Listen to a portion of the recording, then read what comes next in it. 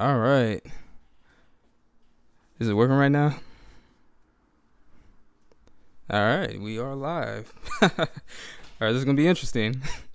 So, guys, welcome to Keynote Comics, the place where you can discover comic books and comic book related content. I am Brandon Griggs. I am here with Joel. He's one of our, I guess, regular members. I mean, at this point, you probably might as well. You're part of the group at this point. Yeah. So here we are with Stash Cash or Past, what we do regularly on Fridays, where we go over the Hot 10 list from CBSI and Cover Price, and we just basically discuss those books. We don't re-discuss books that we've already discussed on previous episodes, and yeah, we're just going to give our opinions, what we think. Is it going to be a stash, meaning we would keep it if we have it in our collection already? Would it be a cash if we already have it in our collection and we're like, hey, we don't really want this anymore, maybe we can use it to sell it to, go ahead and help pay for other books or whatever it is that we need to have done? Or is it a pass, meaning that we do not have it and then we just would not even bother touching the book, pretty much. So, yeah. Hold on. Let me see if I can go into Chrome real quick to see who all is in here at this moment. Chrome real quick to see who all is in here at this moment. Mm-hmm. Yes. Yeah, no. I definitely did, and I'm looking for. We got Tancon in here. He says, "What's up?" Yes. But yeah, I watched it like a little bit before this, so probably around like I want to say like 5, but yeah, 5:30 or something like that. I definitely enjoying it. Very interested based off of that ending where it's about to go. I definitely enjoying it. Very interested based off of that ending where it's about to go. I definitely enjoying it. Okay, got you. Well, no. Tancon said he could only hear. Okay, was it because wait, what? Can you hear Joel now?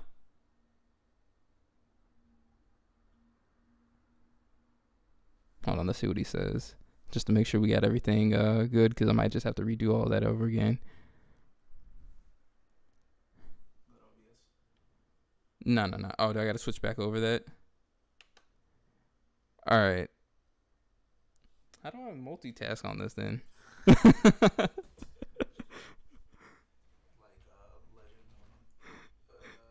Yeah, I don't know. Maybe it doesn't work when I'm in OBS and then I switch out to over to Chrome. I guess next time I got my computer. Hold on, I'm gonna go ahead and. Oh, okay, never mind. I know what it is. I got you. Okay. Well, just in case, it's right here.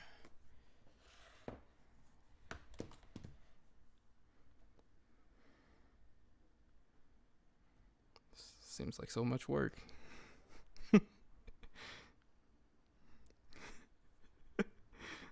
Oh, absolutely. No, I never doubted him at one point, at any point actually. It's just like, I'm pretty sure I can do this. It's just there's so much information to be taken in like such a small setting. So I'm just like, all right, I had to do that with setting up everything to get the live stream set up. That's just like, all right, learning how to do the stuff in, what is it, Photoshop and all that stuff. Oh yeah. And so I can go back to Chrome and multitask. I just want to make sure that Yeah, unless you have to switch a book. Got you. All right, let's see.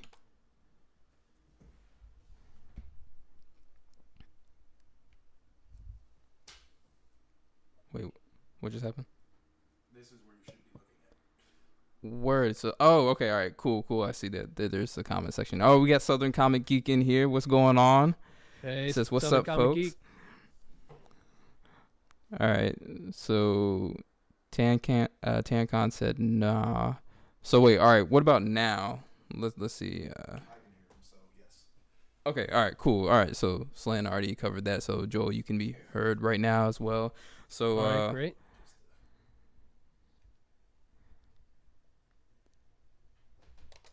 fine, but boost his audio up a little bit. okay. Slan's gonna boost your audio up just a little bit. He said you're fine though. Okay.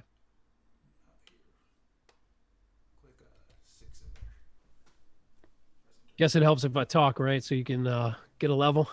Yeah. All right. All right, cool. He said it's perfect. So, all right.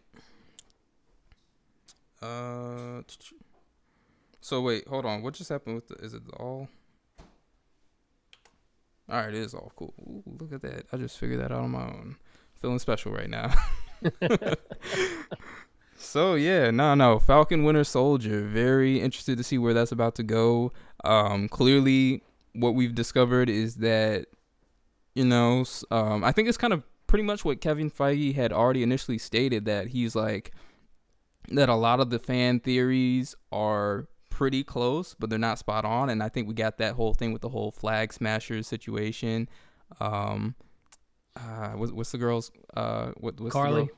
Yeah. So Yeah. we got her instead of who the actual character is. So yeah, I'm just with that ending. I don't know. I guess we can talk about it at the end, or you want to? Yeah, we do a spoiler free until the end. Yeah. But hold on. Let's see. But yeah, it was good. I enjoyed it. I watched it at like 7:30 this morning. I woke up and I was on it. Oh yeah. Same. I don't need the spoilers on Instagram and all that stuff. So hold on. I'm still gonna open up my computer. I feel like this is gonna be far easier to do it like this.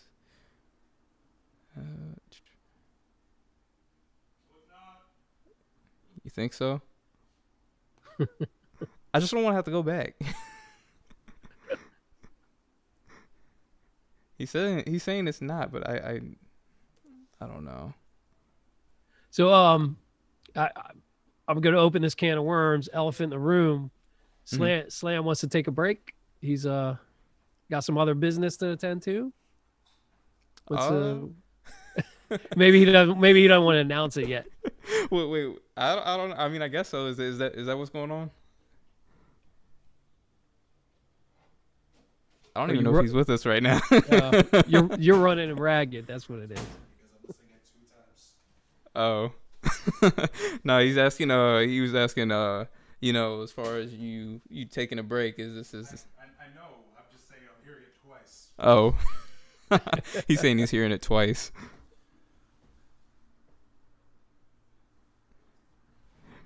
But yeah. I just wanted to force Brandon to do work. That makes sense. So I don't know. Maybe this means he'll join us one of these times, But yeah, let's go ahead and get into it. Oops. All right. So today's list is actually going to be pretty short. Not a whole lot of.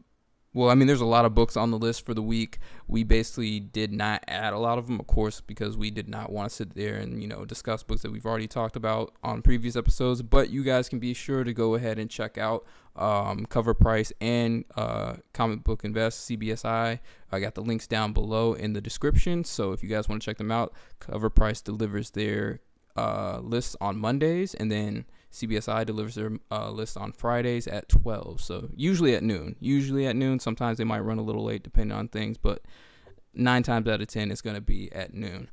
So you guys can basically get a rundown of this stuff before we even come here on Fridays and even discuss this. Again, I want to state I've probably stated on some other episodes that we are not affiliated. We are just, enjoying the community lifestyle of comic book collecting and just talking about, what it is that we enjoy, what we don't enjoy. So with no further ado, we're going to go ahead and get into this first book, which is going to be Tokyo Ghost #1. Now, we did discuss this last week, but that was the cover A. This is the cover B. Hold on. Let's see. Boom. And there we go. So I believe from last week when we were discussing it, it was supposed to be they added a director from Legendary Pictures, and so this is why this book is currently spiking. This book in particular, this cover B, is actually going for more than the cover A, and it's currently sitting at $70. I honestly like this. Honestly, like both of the covers. I like this one a little bit more.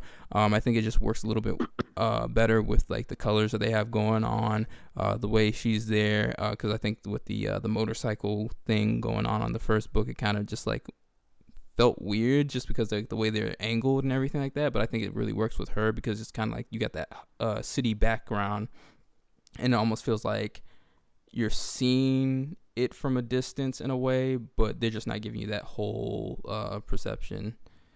But I like this one. $70. Once again, I don't really know a whole lot about this besides what we discussed last week, and I don't necessarily know where to stand as far as what this book could do potentially as far as the fan base and everything like that. So I'm gonna have to just keep an eye out. Right now, it's gonna be a pass for me on it. I'm gonna just keep an eye on it and see everything. But I did, when Slam, stated what the synopsis was for the book, it seemed like it was something that would interest me. So that's just kind of where I'm at right now. That's cool. When this book hit the list last week, I had never heard of it. Mm-hmm. And you guys talked about it, and like you said, Slam made it sound interesting. And then when I was at the LCS this week, picking up books, they've had a steady stream of collections coming in, and I've just made a habit of going through some of the boxes that they've put under tables that they've pulled all the keys out of, and I actually found this cover B. And really? Yeah. And so I pulled it out. It was like a whole box of just indies, a lot of Boom and Image #1s, a lot of like whoever they had gotten this collection from just was like banking #1s from all the indies.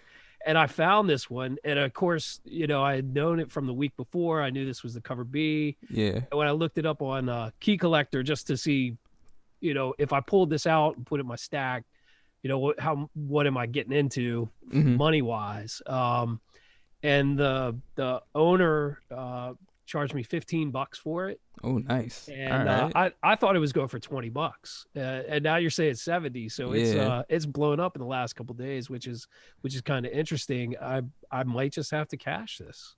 Oh, okay. All right. So you're sitting on a cash. The quick flip. I don't know. We'll see. But my gut says if I can get $70 for it, I should flip it. Yeah. I know. So basically last week, from one of the episodes, someone had left a comment, after the show had ended. It was in the comment section, and they had stated that I guess one of the books that we discussed, I think it was the Falcon Winter Soldier issue 1. I guess apparently whatever price point that I listed on the episode, I guess apparently it had switched, and so I actually went and looked after seeing that comment, and it seemed like the price had gone down. I think it was probably like $35 or something like that I might have said.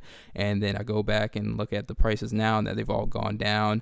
And so it's sitting at like about $17 to $8. So like there's a decent price difference. So I feel like something like that could even happen with this as well. So it's just like it depends on how much people are really looking at it. But yeah, that's dope. A couple days can make a big difference either way, right? Right. So if you have the inclination to cash it, you got to move quick. You better move quick. But yeah. Right, because we got we got this whole thing where we know where these key books are that are moving, which are primarily the Marvel and the DC, which I want to say that I feel like some of the DC books are kind of undervalued, and of course they're not getting that same hype as much as the Marvel books are, as far as because of the media content formed around it. For sure. But I don't know, something's telling me like they're gonna possibly be making a turnaround. I saw the Red Band and also the trailer that they dropped yesterday for Suicide Squad, and it's looking pretty nice. So I mean, hopefully this means they're gonna be really getting on a roll, because I mean, I in my personal opinion, I thought Aquaman was cool. I thought Shazam was cool. I mean, people really loved the Joker movie when it first came out, and so it's just like hopefully they can keep these things going. Yeah, I hope DC can really step up their game. Suicide Squad trailers look pretty good.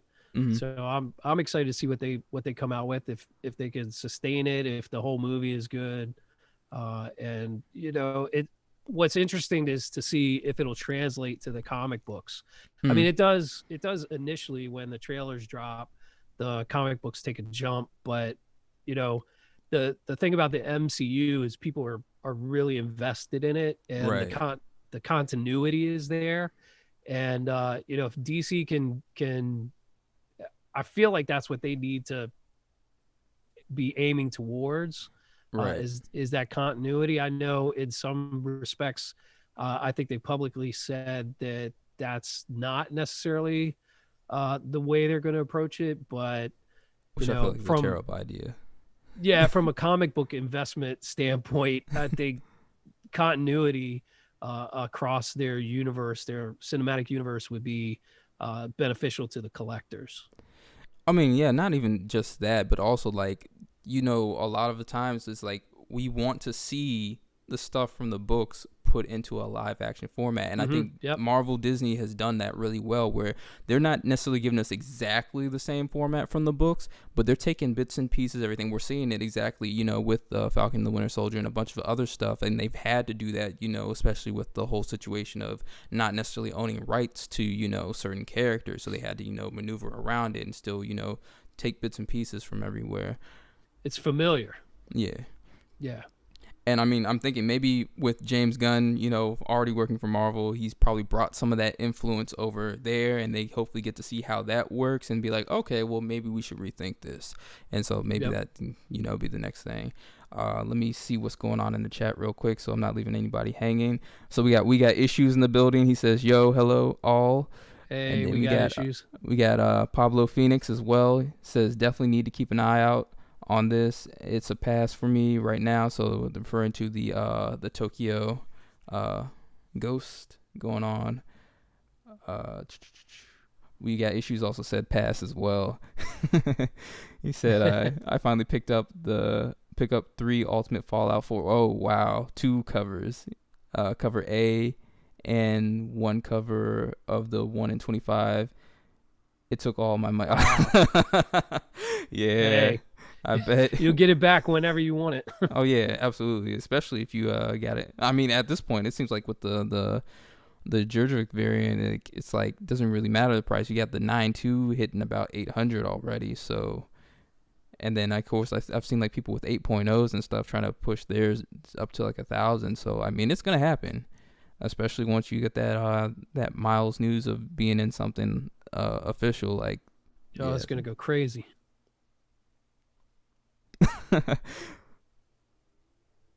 Slan's freaking out right now. He said, oh my goodness. Tancon says the Snyder cut slapped. Yeah, we got issues. It says the Miles that Miles hype train is real out. Yeah, no, it definitely is. He says negotiated on those books, but I'm on the train now. Now you gotta stay on the train at this point. Yep. Okay, so we got a new member. We got a couple new members. Okay, so we got Funko Fix Doggy going on. So he's in here, or they're in here. So shout out peoples. Yeah. Pablo Phoenix, to your comment, you know, we hope DC's going in the right direction, but I don't think I don't feel like they have it figured out quite yet. I think it might be the right direction. The Batman movie will certainly tell us. I think that will inform a lot once we see where the Batman movie goes. But you know, the new Batman, like, where will it merge with like where Suicide Squad is going? I don't know. The Suicide Squad looks I don't want to say it's a comedy, but it's got so much humor in it.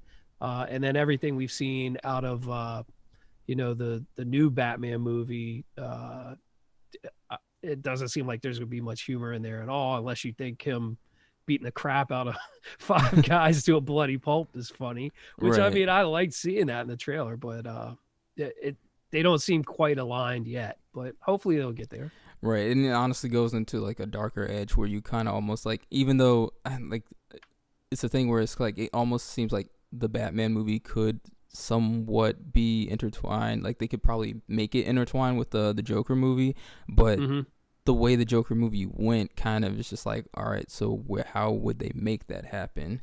Because you know, they've got these both dark, you know, tones to it.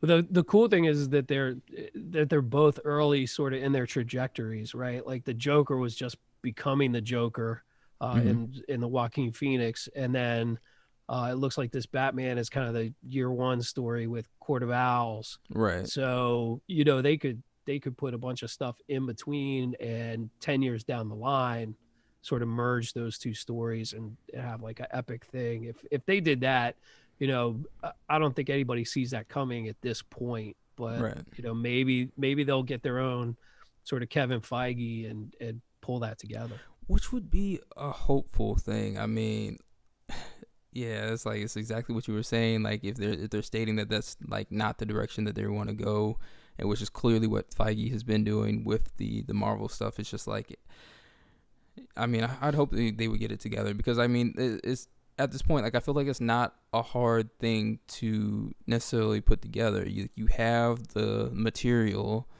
you kind of just use that and you can build off of it. And I mean, if you think about it, people have been asking for like a long time now to want to see these specific villains and these characters. Like, they don't necessarily have to give us exactly those things, but they can, you know, slowly work up to it. Maybe they give us something however they want, and they can, you know, build the story however they want to work up to those certain things. Like, I know we've been waiting for a Dick Grayson to pop up. It'd be even nice if they were like, all right, we're not going to go Dick Grayson. Let's go with Jason Todd, you know, or something. And we could, you know, just take from all these. There's so many different Robins. There's so many different characters within the Batman universe and the family that, you know, let's get these new things. Like, I feel like they're not utilizing it. We've been kind of stuck with Batman Joker, which I guess is kind of a thing which is not necessarily avoidable, because how can you have, you know, one without the other, in a sense?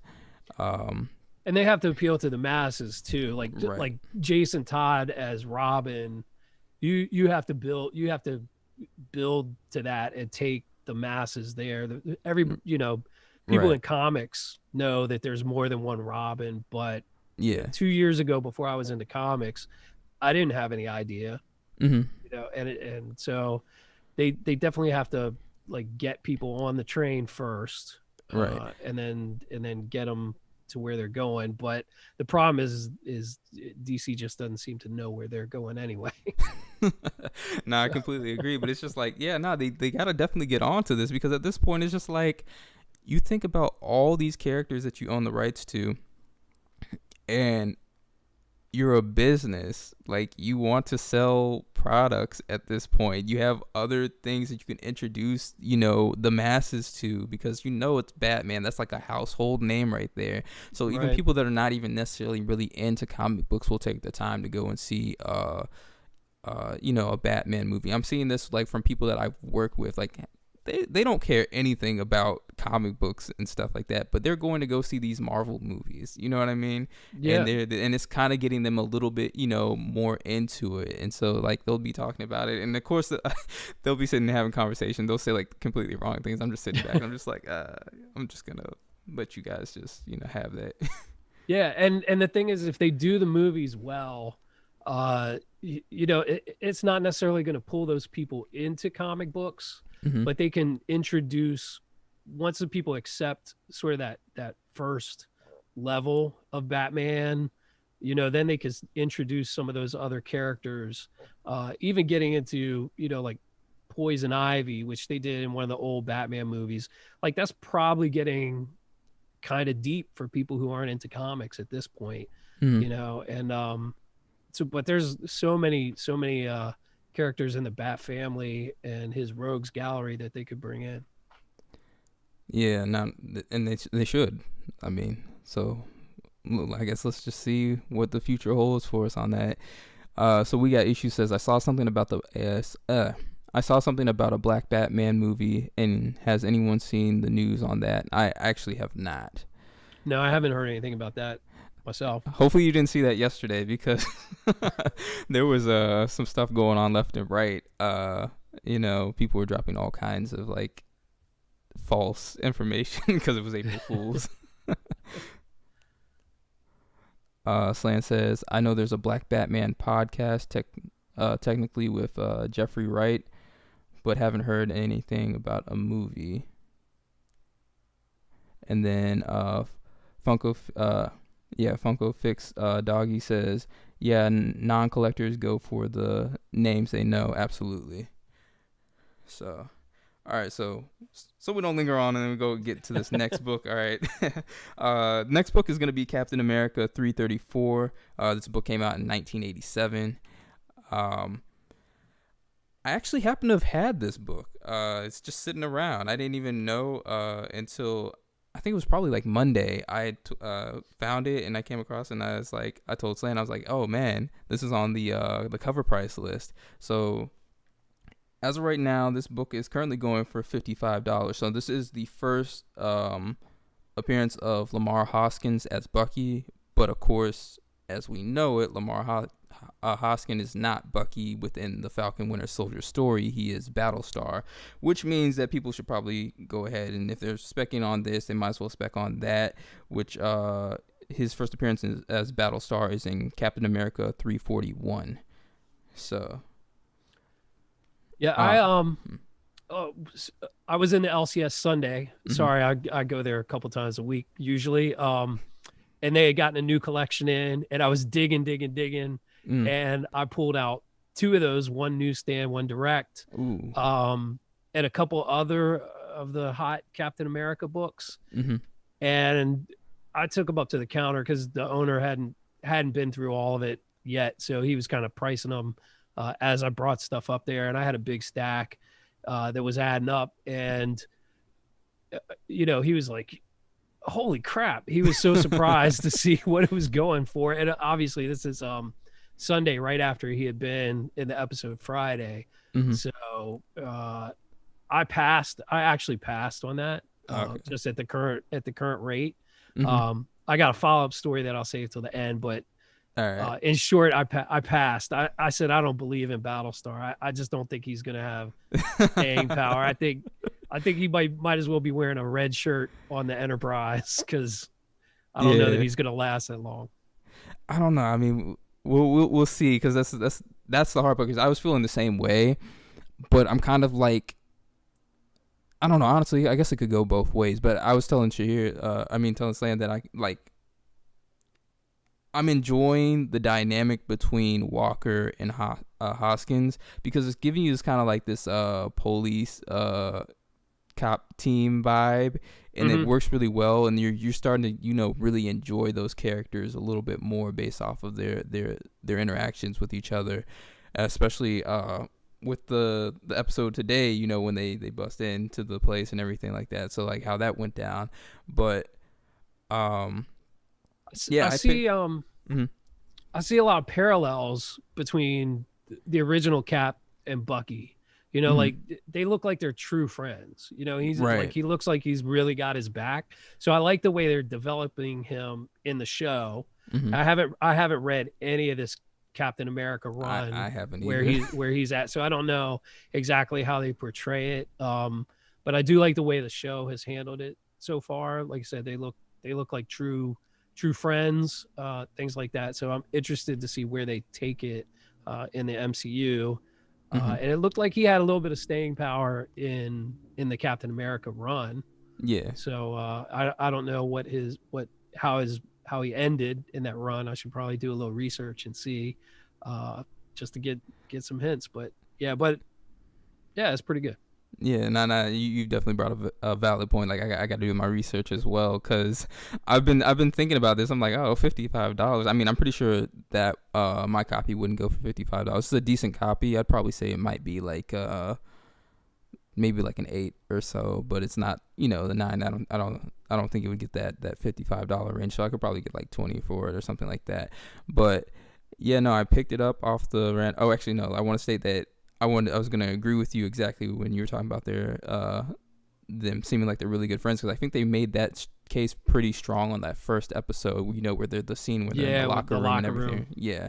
So yeah, no, that's exactly what I was thinking, is like they're really building up to it. So I'm like, they could go both ways. They could build them. They could be building up because they're gonna do something with them, or they could be building them up because they want you to get to love this character, and then boom, that character like it pulls you in. Like when that character gets lost, and maybe they're building up to something where it's like that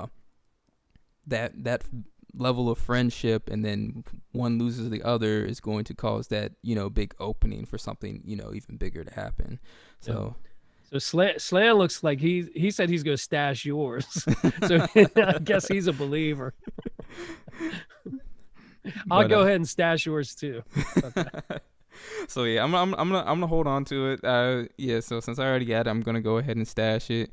But I want to definitely say for people to go ahead and check the back issues and the LCS. Oh, yeah. And so like I don't think anybody was really looking for it. I only picked this book up because of Falcon and the Winter Soldier spec. So I went and copped a whole bunch of like Captain America books.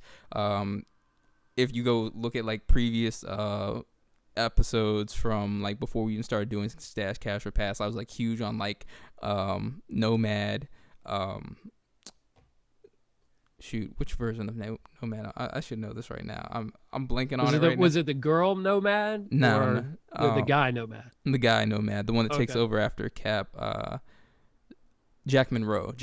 So I was huge on Jack Monroe. I was like, yo, they're probably gonna do something with Jack Monroe, and I was thinking this when in the like secret around like Secret Wars or something like that. Okay. Because Cap kind of goes missing. So at first I thought Cap was gonna be Nomad, and they kind of gave him that experience, but they didn't make him that character. And so I was just like, all right, well, I guess that's dead. They're probably never gonna do it. And then I was like, next thing you know, we start getting this, and I was like, oh, maybe this is possible, because they put little hints in characters that kind of are connected with these other characters. So I thought that might have been a thing. Slan says you're slipping, by the way, on that Jack Monroe. Wait, which Jack? You were supposed to have it at top of mind. Oh yeah, I definitely am. So let's see. This is happened to be another one. Oh yeah, that's a good one. So yeah, 290, which happens to be first appearance of Mother Superior. This is basically the daughter of the Red Skull, and so since we don't necessarily know where everything is going, and Hydra's possibly still in existence at this point, maybe there could be a occurrence of her. So I ended up picking that up, and like I said, I picked up a whole bunch of different books because I was just like, all right, well, we know the Falcon the Winter Soldier is coming, we don't necessarily know where everything is going to go. So I was just like, if it looks like it fits, that's going to go. And then I definitely made that big dive into like the Sam Wilson Captain America run, which is how I ended up coming across like a lot of those other keys as well. Good call. Excuse me 1 second, I'll be right back. All right, no problem. Let's see. We got issue said stash. Slan said, yeah, Slan's gonna stash mine. But so has everybody else in the chat already seen the latest episode? And actually, matter of fact, how's everybody feeling about Invincible? If you guys happen to have caught that as well.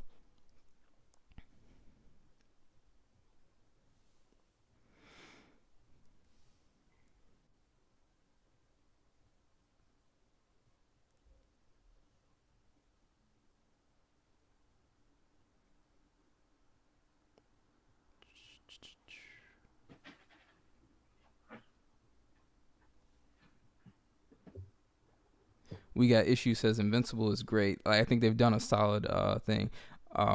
If anybody can inform me, I'm not quite sure. Did they release 2 episodes when it released, or was it 3 episodes that they released together?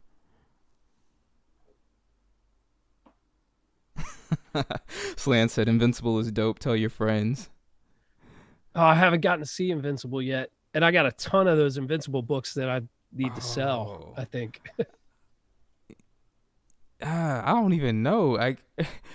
I want to say like yeah, because they're definitely at a very high point, but with the way the fan base is with that book, even before there was any like show announcement, it just seems like there's something that you could definitely hold on to. It's kind of like on that Walking Dead situation where it's kind of it holds its own fairly well, and the way that this like you definitely got to check it out. I think if you check it out, you may possibly reconsider because it's pretty well done. That I think it still would have some more room to grow. Okay.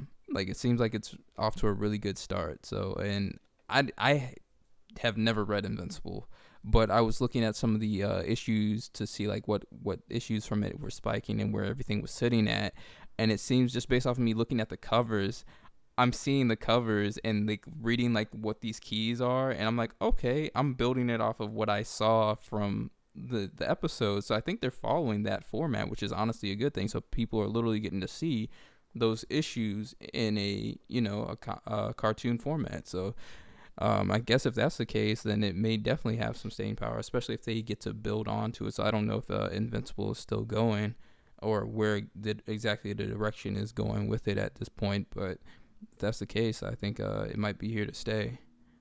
Yeah, I got to catch up. And supposedly sometime in the future, there's going to be a live action version of it too. So Yeah. there could be a reason to hold on to some of those books. I've already sold a couple of them. Like I had issue 2 and 3, and I let those go, but I cashed them. I'm mad late to the party. Like I might have to pass. I've been thinking like I'm enjoying it. I'm just like, oh man, I kind of want to do on like the number 1 of it, but that book's really getting up there. So if I'm gonna do it, I got to do it soon before it keeps going.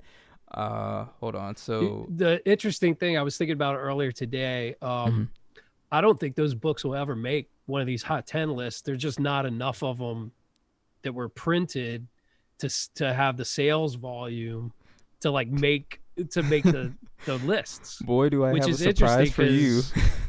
Yeah. And it's actually one on the list today. Oh, is there? Yeah. Oh, wow. Not for a good. I don't think it's a good reason. We'll get there when we get there. Oh, right. Hold on. So Funko Fix Doggy says, yeah, I copped a. Oh wait, hold on. How far am I back? Okay, he says, yeah. I copped a bunch of the keys for the show, Falcon the Winter Soldier, before I went nuts. Yeah, you got to be ahead of the curve. Like, if it's possible and you can start putting things together, even if it's not even right. Like, if the fact that you can go pick it up for a couple bucks, I honestly don't see the harm in it, especially if you can find a nice copy. This has been a thing for me. Like, even if it's like if it's an older book and it's in really nice condition, I go ahead and pick it up anyways, because at this point, it's like, eventually those things are going to start being as obtainable as well, because once all the big keys get priced up too high, everyone's going to kind of start wanting to I guess go back to the thing of like starting to fill up runs and stuff like that, and they want to have like the nicer copies and stuff like that. Yeah, any of those Bronze Age, Copper Age, Copper Bronze, that are spec worthy before they pop. I mean, if you're spending between $5 and $20 on them, if they're in good shape, they're going to hold their value, even if they don't hit on one of the shows. If you're looking for Loki stuff now and Hawkeye stuff going in the future, you're not going to lose money on some of those older books. Yeah, and speaking of Hawkeye, like I know it's not on the list, but I want to say I'm gonna call and say that people sold New Avengers 11 a little too soon. Even though there's a lot of copies on the market, I think we might actually potentially see that start coming back. So hold on, before we even get into it, because it's funny because it's actually connected with the next book. But Funko Fix Doggy says there's 3 episodes. So yeah, okay, so Invincible released 3 episodes that first day. So wait, today was there should be a new. Today would have been the 4th one, yeah. All right, so we're gonna have to go check that out. I have not watched it yet. I have Pablo, check this out. I found I have this honey hole that hardly anybody goes to. It sells video games and action figures and stuff, and they just have comics crammed in corners and magazine racks, and some of them are all bent up, but they have these tubs, and I found a tub and it's labeled, but just like I said, nobody goes there. It was Invincible 2 through the end of the run.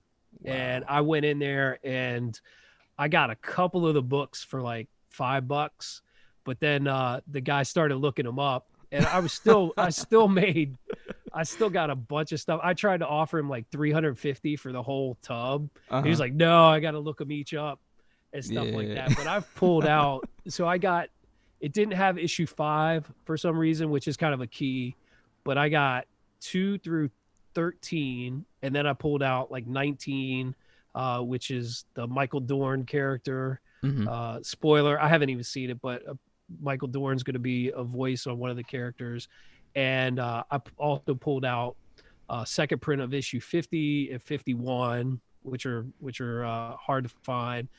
And then that tub is, I know exactly where it is. It's buried under like 3 other tubs. And anytime something comes up on the show, I know exactly where to go. They're only open on Saturdays. I'll be down there tomorrow. Oh, So yeah. I'll probably pull out a couple issues that might be hot. The thing is they're on to me now, and they're on to Invincible. So they're going You to gotta find charge something me. else. They're going to charge me like market minus 20%.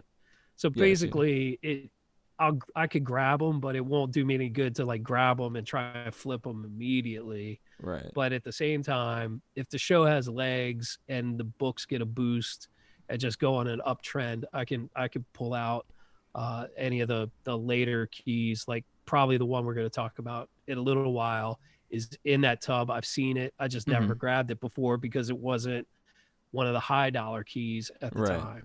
Yeah. So, but yeah, you're right. Those Invincible books are not out there to be found. Oh yeah, nah. I recall trying to find them earlier when I first found out about Invincible, and that was probably about, I want to say like maybe 3 years ago or something like that.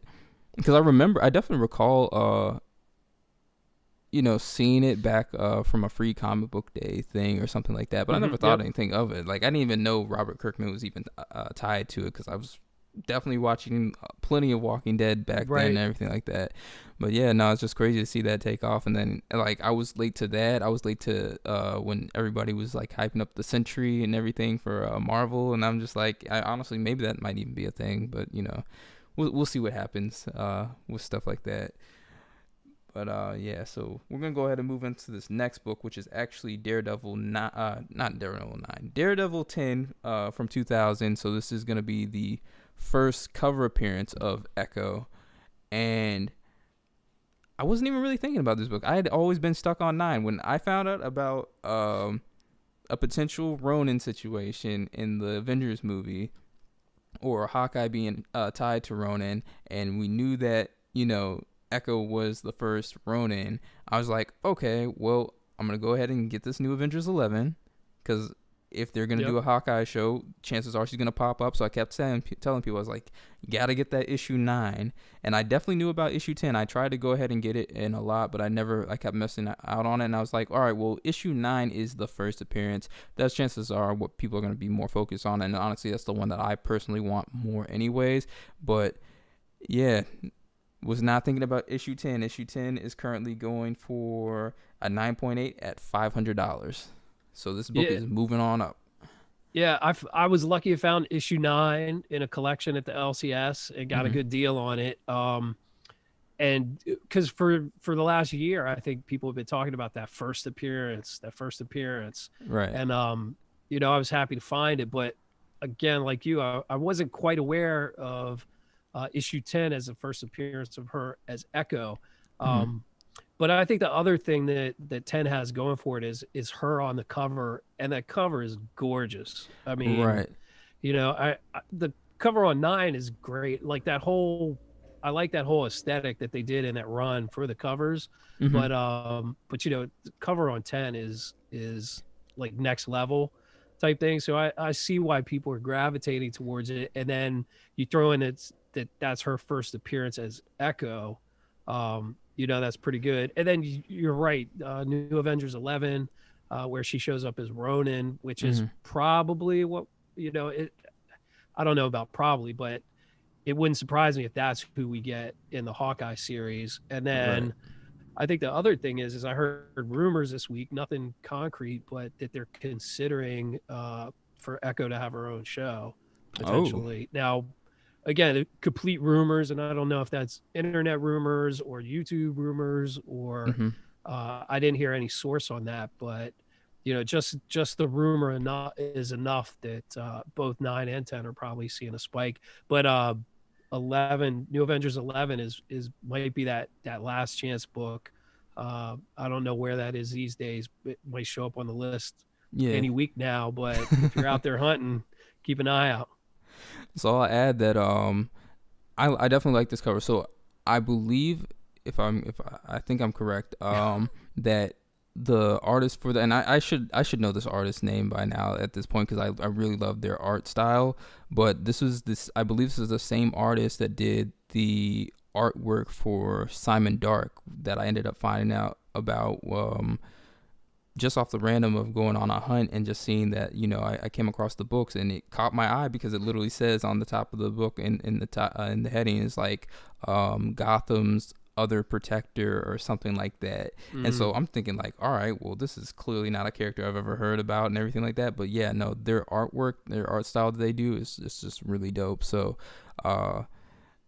yeah, I can definitely appreciate this a lot. And I was looking up some of the other issues, and so she has another cover appearance, which I believe might be issue like 55 or something, and even that cover looks really nice. So if people start just collecting it off of the cover, I mean, that may be something else to consider. Maybe you can pick it up cheap for like $3, or you might even find it in the back issues early. So just something to think about. But also to add on to what you were saying earlier about her potentially getting a show. I mean, at this point, anything is possible. We have the situation where if you think about the character Maya Lopez herself and all these other characters that she's kind of been, this does allow that potential for her to have her own show because maybe she ends up becoming whatever specific character and they just kind of stick with it. Or we ending up with a situation kind of like with Monica Rambeau about them combining all the different identities into like one for this character. So I guess we'll just have to see. I guess for me this would have to be a stash. I mean, I'm already eyeing this book on secondary market at this point, so I am trying to get it. It sucks that I've definitely come across. Slant asked who was doing a live buy tonight, so. But I agree. I think this is a stash. If I had this, and I've been looking for it, I've been keeping my eye out for it. If I find it, it's a stash. There's no way I'm letting this go anytime soon. No, I'm definitely with you. If there was see, the thing is, I would definitely live buy this right now, but I've got some opportunities that could potentially get it for cheaper at some auctions. I mean, fingers crossed, but we will see what happens with that. I would also say this is one I'm hoping to find in the wild and not pay secondary market prices for. So I'm not gonna live buy it tonight. Oh yeah. Might give me a live buy something slam, but it won't be this one. I should have gone ahead. Like, we went to one of those local conventions. I can't remember what year it was, but yeah, it's like one of those things where they hosted like the hotels and stuff. The hotel, like that. And I definitely came across this book. I came across issue 9, but I had already gotten like the 2 copies of issue 9 for $10. I was like, I don't need any more. But little did I know. So I paid up for my issue 9. I think I paid $30 for it. Yeah. Oh, actually, but that was like 4 months ago. So I feel good about I feel good about. Oh yeah, now, yeah. Which actually, I want to say this. This is an interesting thing that this cover or this particular book actually is going for more than the issue 9. So I'm not exactly sure where people are standing on it. I mean, I definitely think it's great with the cover, first cover appearance and everything like that. I guess, yeah. I'm interested to see or find out like what people are kind of thinking behind it, because it's kind of unusual that even if it being the first cover appearance, it's kind of unusual that it's still going more than. I think the first again appearance. It's her as Echo. Okay. In the first one she's Maya Lopez. Right. In 10 she's I haven't read 10, so I don't know, but I guess she's in the costume or becomes Echo as the superpowered person type thing. So I think that's kind of what's driving it. Tancom is also saying to buy it on air.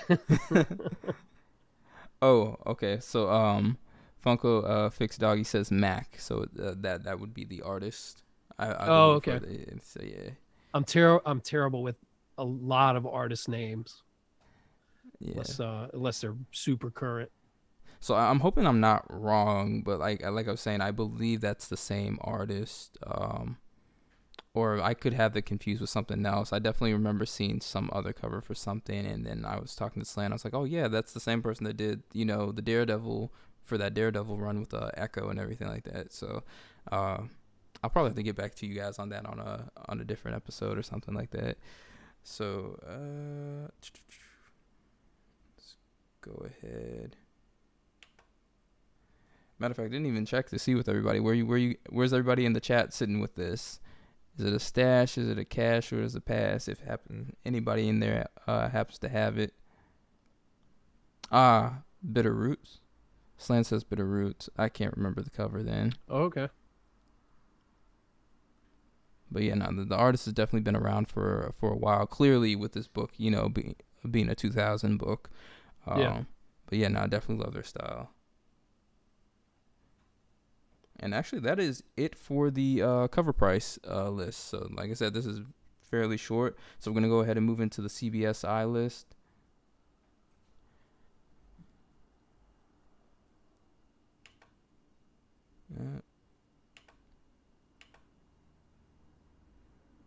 Definitely clicked way too many of those. All right, so first book for the CBSI list is going to be Thundercats #1. This is because they have a director, set for creating a live action film for it. And I guess people are really specking on this potentially being a good thing because the director happens to actually be a fan of Thundercats. And I guess, someone that knows, a lot about the series and everything would be honestly probably the best person to, direct it. And especially if they have some, enjoyment attached to it, that they're actually going to want to really, do the best job possible. I'm a bit iffy because I'm like, all right, that's great.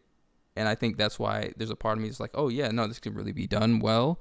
And then at the same time, I'm just like, but it's going to be live action. So what kind of budget are they going to give them to really execute the look? And that's where I'm a little concerned about, because we don't necessarily want a Cats thing. I can't remember what Slan told me, but he told me like that a big chunk of the budget with the Snyder cut went into redoing Steppenwolf's, suit Right, yeah. to do His like look. all those fancy things. Like, yeah, and I'm just like, yeah, if that's the case, what kind of potential do they actually believe Thundercats will have? Because I grew up watching Thundercats, but I didn't grow up watching it when it originally first came out. I kind of just got to catch it on like Cartoon Network when that first started, becoming a big thing. And they did get a reboot at some point, which was also aired on Cartoon Network as well. But I'm like, I don't really know if the younger audience is going to have that same thing of being drawn to Thundercats as I think older people would. So I'm really trying to gauge like what level of damage do they think this is going to be able to do in a theaters as far as drawing an audience. And I think that's one of the biggest issues, because if they're not putting a whole lot of faith behind it, that's going to also determine how much money they're probably going to put behind it as well. And that's going to affect how the quality of what it's going to potentially, turn out to be. Yeah. Well, I'll say this as a representative of the older audience of which you speak. Mm-hmm. I was when He-Man hit the scene, it was right like in my wheelhouse. Mm-hmm. And then Thundercats came a little bit after, and I didn't ever get quite into Thundercats. Mm-hmm. Like I said, I was a little bit before with the He-Man, but yeah, speaking as a child of the 80s, there's a lot of nostalgia. A lot of people have some disposable income, and they're just trying to relive those childhood memories. Just mm-hmm. hit that right button type thing. So I think if they could do this well, and you're totally right, it's how much is CGI, how much budget are they putting into the CGI type thing. But I always think of I would love to have this comic. Don't get me wrong, I would love to, but I always think of Thundercats as kind of like the second fiddle to He-Man, and the fact that they're gonna put together a Thundercats movie, which seems to me more difficult to do with all the CGI and stuff. Like, why are they not focusing on He-Man? And maybe they are. I don't keep up on all the development movie news and stuff like that, but if they could pull this off, I think the audience is there, and certainly I can see where this book is benefiting from that news type thing. It's the G.I. Joe cartoon, it's the He-Man, it's the Thundercats. There's probably the 3 or 4 Ninja other Turtles. ones. Yeah. Ninja Turtles a little bit down the road, but there's probably a couple more that I'm not thinking of that. Like, I'm all for it. I love to see it. It brings back a lot of good memories for me, even though that one wasn't my main cartoon.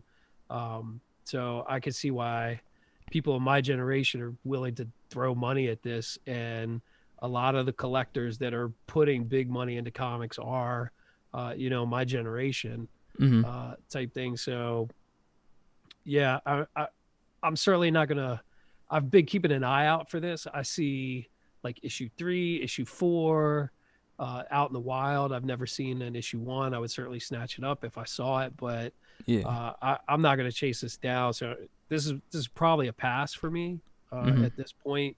If it dies down and I come across a good deal, I would think about it. But there's a bunch of other stuff that's higher on the list. But it's a great book, and if you love it, you should get it before it blows up more. Right, because I was actually going to add on to this. I was just like, I definitely skipped out on saying what the price was. So we had $200 for a raw copy, and then a 9.8 at $1,600. So that book is definitely moving up there at that point, and especially what we've seen like with this market as far as just about any key book, like. It doesn't really matter. I mean, people got like disposable income, as you were saying before, and people are willing to pay it. If they want it, they're gonna go ahead and get it. Yeah, I and that's something I want to bring up at the end if we have time to talk about some of where some of the books of that generation are currently price wise. Oh yeah, in those high grades. But let's definitely do it. Quick thing. Hold on. Oh, Slant says He-Man has a television show and a movie coming. And they're doing another show? 2 TV shows. But he's a hard pass on. He said, that being said, this is a hard pass. I guess he's talking about Thundercats as a hard pass, as how I'm taking that. And Tancon says he's going to pass as well. So we got issue said the Thundercats 0 2002 J. Scott Campbell cover has first appearance. Also pick up if you can. I'm actually not even hip, so I'll have to go look that up. See, we got issues comes in here and drops some knowledge every single week, time. Every week. Appreciate that. Pablo Phoenix says He-Man has already been made into a movie in the early 90s. It had we don't count that. We don't count that. So that was actually, bad. I actually want to bring that up because when I was looking at the CBSI list, what they were saying in the comments on this book was that exactly kind of like what you were saying. It's just like kind of like, all right, if they're doing this, why not just go ahead and knock out He-Man and everything? And it's been He-Man movie. The He-Man movie has been in the talks for quite some time, so they're like, so if that isn't getting done, what exactly is the likelihood of this even getting done? It's great that they have a director, but this is not a guarantee that this is gonna fully make it through. So this is kind of like a wait and see. I don't know, it's kind of hard to say, like, if you do really actually want it, like you were saying, like if you want it, it's kind of like now is kind of like the time to get it, but at the same time, I don't know. I personally, I think if I was to get it or suggest someone getting it, I'd say probably try and see if you can find a nice raw copy before you try to pay that high point on the 9.8. Definitely. But if if you have the cash, nah, it's like you who's might it hurting? see a dip. You might see a dip, but not much from that era is dipping. Like Right. it's been. I mean, there's not much of any era that's been dipping. It's all seems to be going straight up. The only thing that might have seen a dip was Mephisto when he didn't show up in WandaVision, and even then, not much. Yeah. So, if I had it, I'd definitely stash it. I'm a pretty big fan of Thundercats. It wasn't until lockdown that I actually went back and started watching it on Hulu because they happen to have all the seasons there. And I gotta say, I haven't seen I thought I saw plenty of Thundercats as a kid. No, I didn't realize how many seasons there were. Like I looked at it, and there might be like 3 or 4 or something like that. But I think I left off at somewhere at this like second season when I was watching it on Hulu. But I definitely seen all the first season, and I had no idea that there was a second season. And so it was like, oh, this is like an interesting experience right here. But so next book is going to be Flash number 92. This is from 1994, and this is the first appearance of Impulse that we got coming out. So people are expecting that this may be a potential situation where this character can appear in the Flash TV show. I have not been watching any of the newest episodes. I'm kind of just waiting for it to kind of hit streaming. Because I haven't been watching like any shows that are hitting like regular TV. Like all my stuff that I'm watching is primarily streaming stuff. So if it's not originally being dropped on Amazon, Netflix, Disney Plus, or anything like that, I'm probably not catching with it until afterwards. Because I definitely fell back on a lot of the DC TV shows from Arrow, Flash, Black Lightning, which is seeing an end. But so I have no idea as far as the potential of this happening and why exactly people are specking on it, but that is the thing. And as of right now, you're seeing a 9.8 copy sitting at 200. So I don't even know. Like I feel like I've come across this book before. I've not seen that book in the wild. That cover's pretty stand out. I feel like I would notice it, but I'm not a big DC fan, and I also feel like up to this point, the TV shows don't really. I mean, they move books like they get a bump when the news comes out.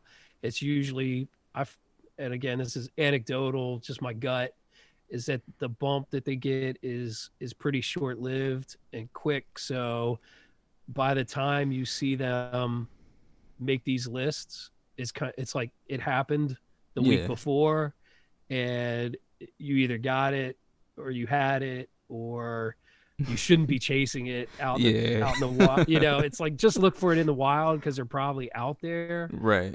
So save your, you could get it for cover price or less in the dollar bins. I don't know the history behind this book. It may be a little bit of a key that's got some value. What did you say? What the price was? Where's it going this week? Well, they had 9.8 listed at 200. 200. Yeah. So it's not crazy. If I don't know if it's necessarily worth that 200, but I mean I also didn't think that War Machine would necessarily be worth what it's going for. I picked up. It's the difference between DC and Marvel, right? Oh yeah, no, absolutely. I wouldn't spend $200 on a DC book because of news that a character was going to show up on a TV show. Yeah. But if you tell me that, well, you don't have to tell me. I think we all know that War Machine is going to show up on one of these MCU shows on Disney Plus, and like $200 for that is probably a bargain. Right. $200 for this DC book is probably $50 too much. So it's as Slam would say, it's a hard pass for me. So now I actually completely agree with what you were saying as far as, you know, the TV show's not doing a whole lot when we've honestly seen that. We saw that with specifically the Flash at that when it came to King Shark. King Shark got a little bump and then it started to kind of fall, and now you're seeing this huge like skyrocket due to, you know, the Suicide Squad movie. So I'm right there with you on this. Just kind of sit back and watch this. This has no draw to me, so I would have had to pass on it anyways, sitting at where it is. If I happen to just come across it at the wild for like $3 or something like that, yeah, I'm gonna go ahead and pick it up. Why not? And just see what it does. But yeah, this is actually a pass for me. And yeah, I guess we'll just see what happens with it, and at least hopefully maybe find out exactly why people are specking on it, and if it's even correct at that. So I didn't see anything, or I didn't find anything that was, you know, anything solid as far as, you know, this being a thing. Pablo says that specking on DC on WB is living life dangerously. I'd rather be in a room full of COVID patients than that's terrible. I shouldn't say that, but yeah, I take that as a pass, Pablo. Hold on. Tanacon says, "Is Flashpoint a better investment because of the future movies?" Yeah, I bet there's some spec there in the Flashpoint stuff. I'm not up on it enough to know exactly what it is, but at least that's getting the real movie treatment. Yeah. So yeah, that's the Flash news that I would be looking for. But you know, I wouldn't put it past like the WB and the DC to maybe double dip on some of these characters. You know, like they don't seem to be that coordinated with the Arrowverse and then the DC movie universe. Mm-hmm. So you could see maybe the two different versions of the same character in that. I'm totally speculating there, but you know, if the character that we're talking about that's popping in this Flash book this week looks like it could also play into the Flashpoint, like that would be a little bit more incentive to maybe spec on that book. Right. Still maybe not at $200 for a 9.8. So hold on. So I'm gonna first start by saying that Slan said they cast Bart Allen for the show, and then we got Issue said it's a pass for them. But I guess to what you were saying, actually, I just lost myself at this point. Wait, what was the last thing you were just saying? Oh, I was saying how I wouldn't put it past WB, the Arrowverse. Okay, there we go. And the DC universe to double dip on a character necessarily. I don't know if they've done that beyond the Flash himself, but who knows what they're gonna do. And that's that's where I was gonna connect. So I was gonna say that, you know, because it's the WB, it's a tough pill to swallow at that. But when we were watching the Snyder Cut, I was talking to Slan. I was like, oh, maybe we'll get to see something of, you know, him going into, like, I was hoping that we were gonna get some kind of you know, universe jump or something with the Flash in that, to probably maybe lead into something else. And I was like, all right, well, maybe we'll get to see something like, you know, how he kind of ended up into that the WB Flash universe, because, you know, right, and, you know, switch in. And so I don't know, like, I mean, maybe because they did that, there's a possibility that they could do something, but I don't really spec highly on any TV show characters to truly cross over into the major film. So yeah, I don't see that happening either. Agreed. So all right, so up next book is gonna be Power Rangers Unlimited Heir to Darkness. So this is the Jenny Fearson 1-50 ratio variant, and I mean, it's Jenny Fearson. I mean, I think she does some pretty good covers. The only thing for me is I don't care about the ratio. I don't care about the price point that it's currently going at, which you got it going from about $200 to $500. And I think that the whole idea behind this is that it's potentially scarce, so that's kind of why it's at this price range that we're sitting at right now. But I grew up watching Power Rangers. I enjoyed it as a kid. I definitely am always looking forward to like when they are like, oh, we're gonna, there's a potential movie and everything. I want to go check it out.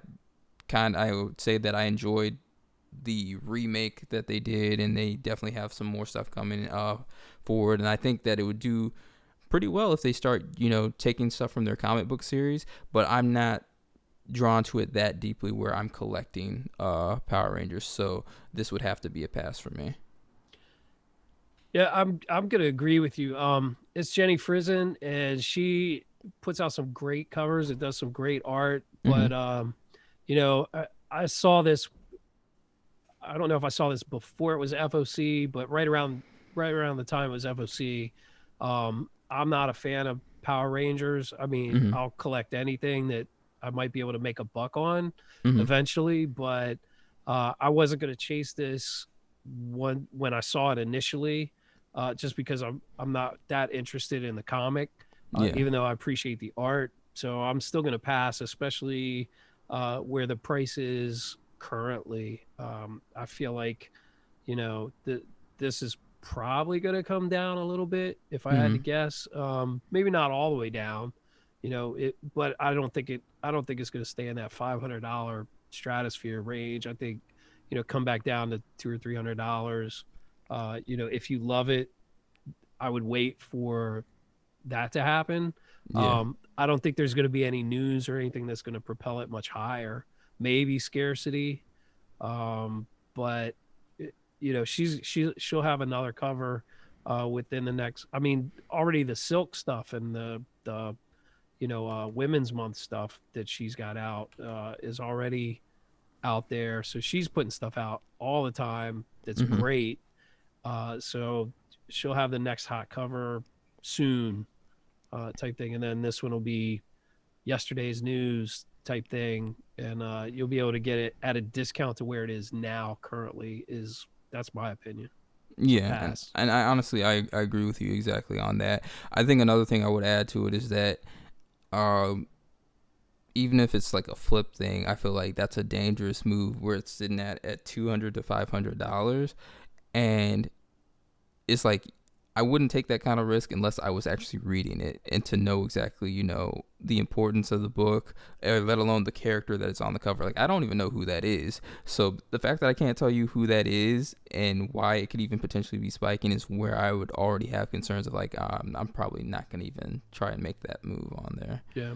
It's a number one though, right? It's a new Power Ranger series. Am I believe correct? so. Yeah. Yeah. I mean, I love grabbing number ones, and again, this one would be a good one to have if you would have got it pre-sale. If you could have got it for ratio or slightly above, but this cover caught fire pretty quick and was just out of what I was willing to spec on pretty early. So I think it'll be back down to reasonable rates near term. Yeah. And I mean, I can say this, like if a person is reading this and they know that it could potentially be worth it because they know who the character is, they know what the content is inside, and you're feeling that it has potential to go further, down the road, especially because they are in the process of making another Power Rangers reboot, because they're not going to be continuing with the last one. Like I said, if they decide to take this direction of actually taking it from like the comic book material, they definitely have a lot to work with. I think that'd be an interesting story that people would love to see in a movie setting. And honestly, with the way that the Power Rangers fan base is with it, which is the reason why Jason David Frank can go around and continue to do his cons and everything like that, as I was just about to put the caveat on it, is that the Power Rangers fans they're pretty diehard fans. So yeah. I reserve the right to be completely wrong on this, just based on that fandom. They might be in the mode of snatch that up because it's the Fire cover, and they might get these snagged up and you might not see them in the wild except for at those high prices. But Right. I just feel like it's inflated. I just feel like it's inflated. Yeah, And, no, it'll be available for less later. yeah. So I guess we'll see. We'll see. Maybe we got to do like a recap at the end of the year or something to see like where some of these books are Oh, sitting good at. idea. So yeah. So next book we have is Black Cat #4. This is the Adam Hughes 1-in-25 ratio variant, which is currently sitting around $50 to $60. And I have not been reading Black Cat. I one of the questions I've always had is, has there been any, I mean, I guess maybe there has been with the fact that they keep doing Black Cat, because I feel like they wouldn't just keep doing Black Cat series if they weren't doing somewhat decently. But then it's at the same time, it's kind of hard to tell because we have the collector's market, and maybe they're like, all right, well, these are selling, but this may not necessarily be people reading it type of thing. But I haven't heard any like key event stories that are making Black Cat necessarily catch my eye. I do like this cover.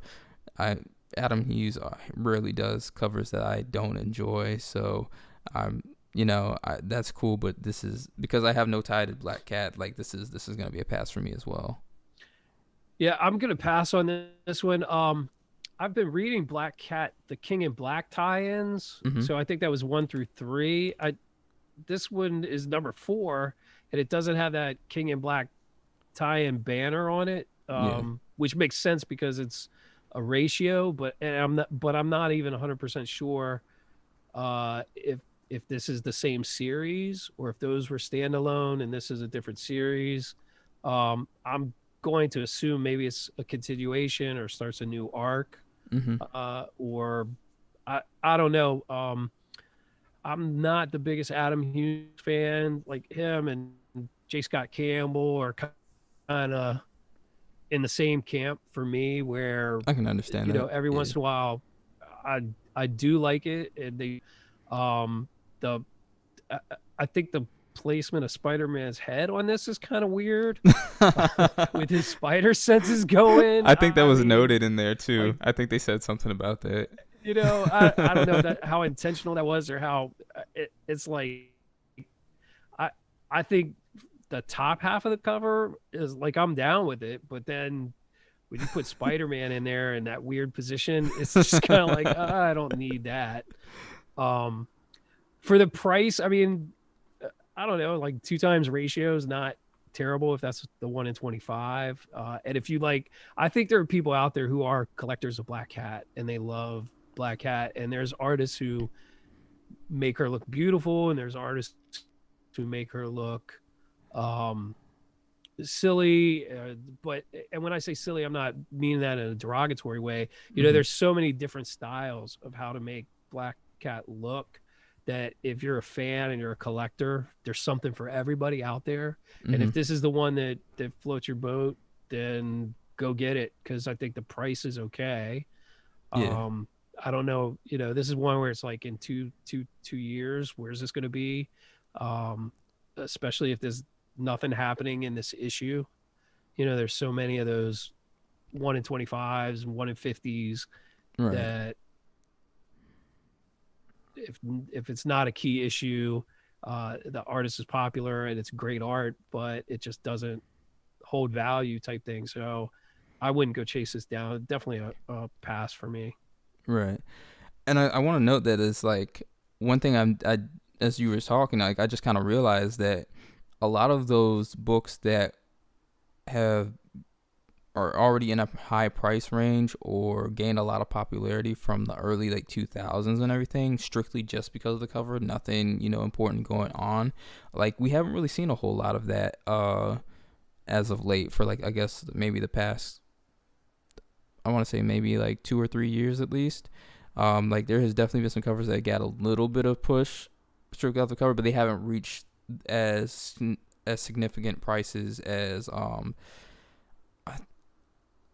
think it might be, I might have it wrong, but it might be like a Delato Spider-Man cover that I'm thinking of, and that hit like some crazy prices where it's like sitting in like a couple, like maybe like 2,000 range or something like that, maybe more, about 5,000 possibly. But like I haven't seen like any books in the past 2 or 3 years that have really done that. Like there's definitely been some that have gotten like a little spike.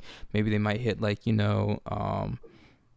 like $100 or something like that, raw copy or anything like that. But Yeah. it hasn't been anything like crazy. So it's really tough to just pull the trigger on things strictly just because of the cover. So at the end of the day, point blank period, get it if you like it.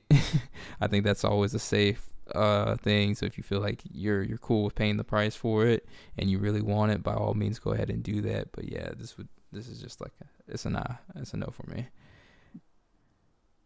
So Agreed. next book we have is Shadecraft. This is issue number 1. There we go. So this book actually came out in March 2021, so this is this year's book. And the book is currently sitting at $15. Now it is potentially, I guess, option for Netflix. This is a horror style book, so from what I was reading up on it, I guess it seems like it's fairly interesting, and I could definitely see this doing pretty well with Netflix, especially with the level of time that they've been putting into a lot of their original content.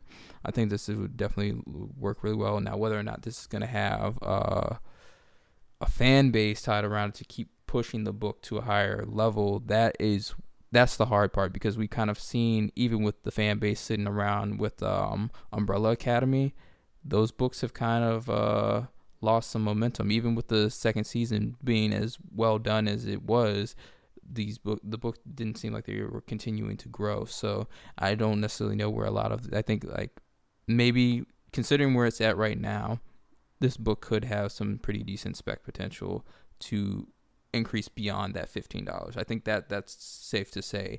But if it was going to reach the $1,000 level, I couldn't say that much.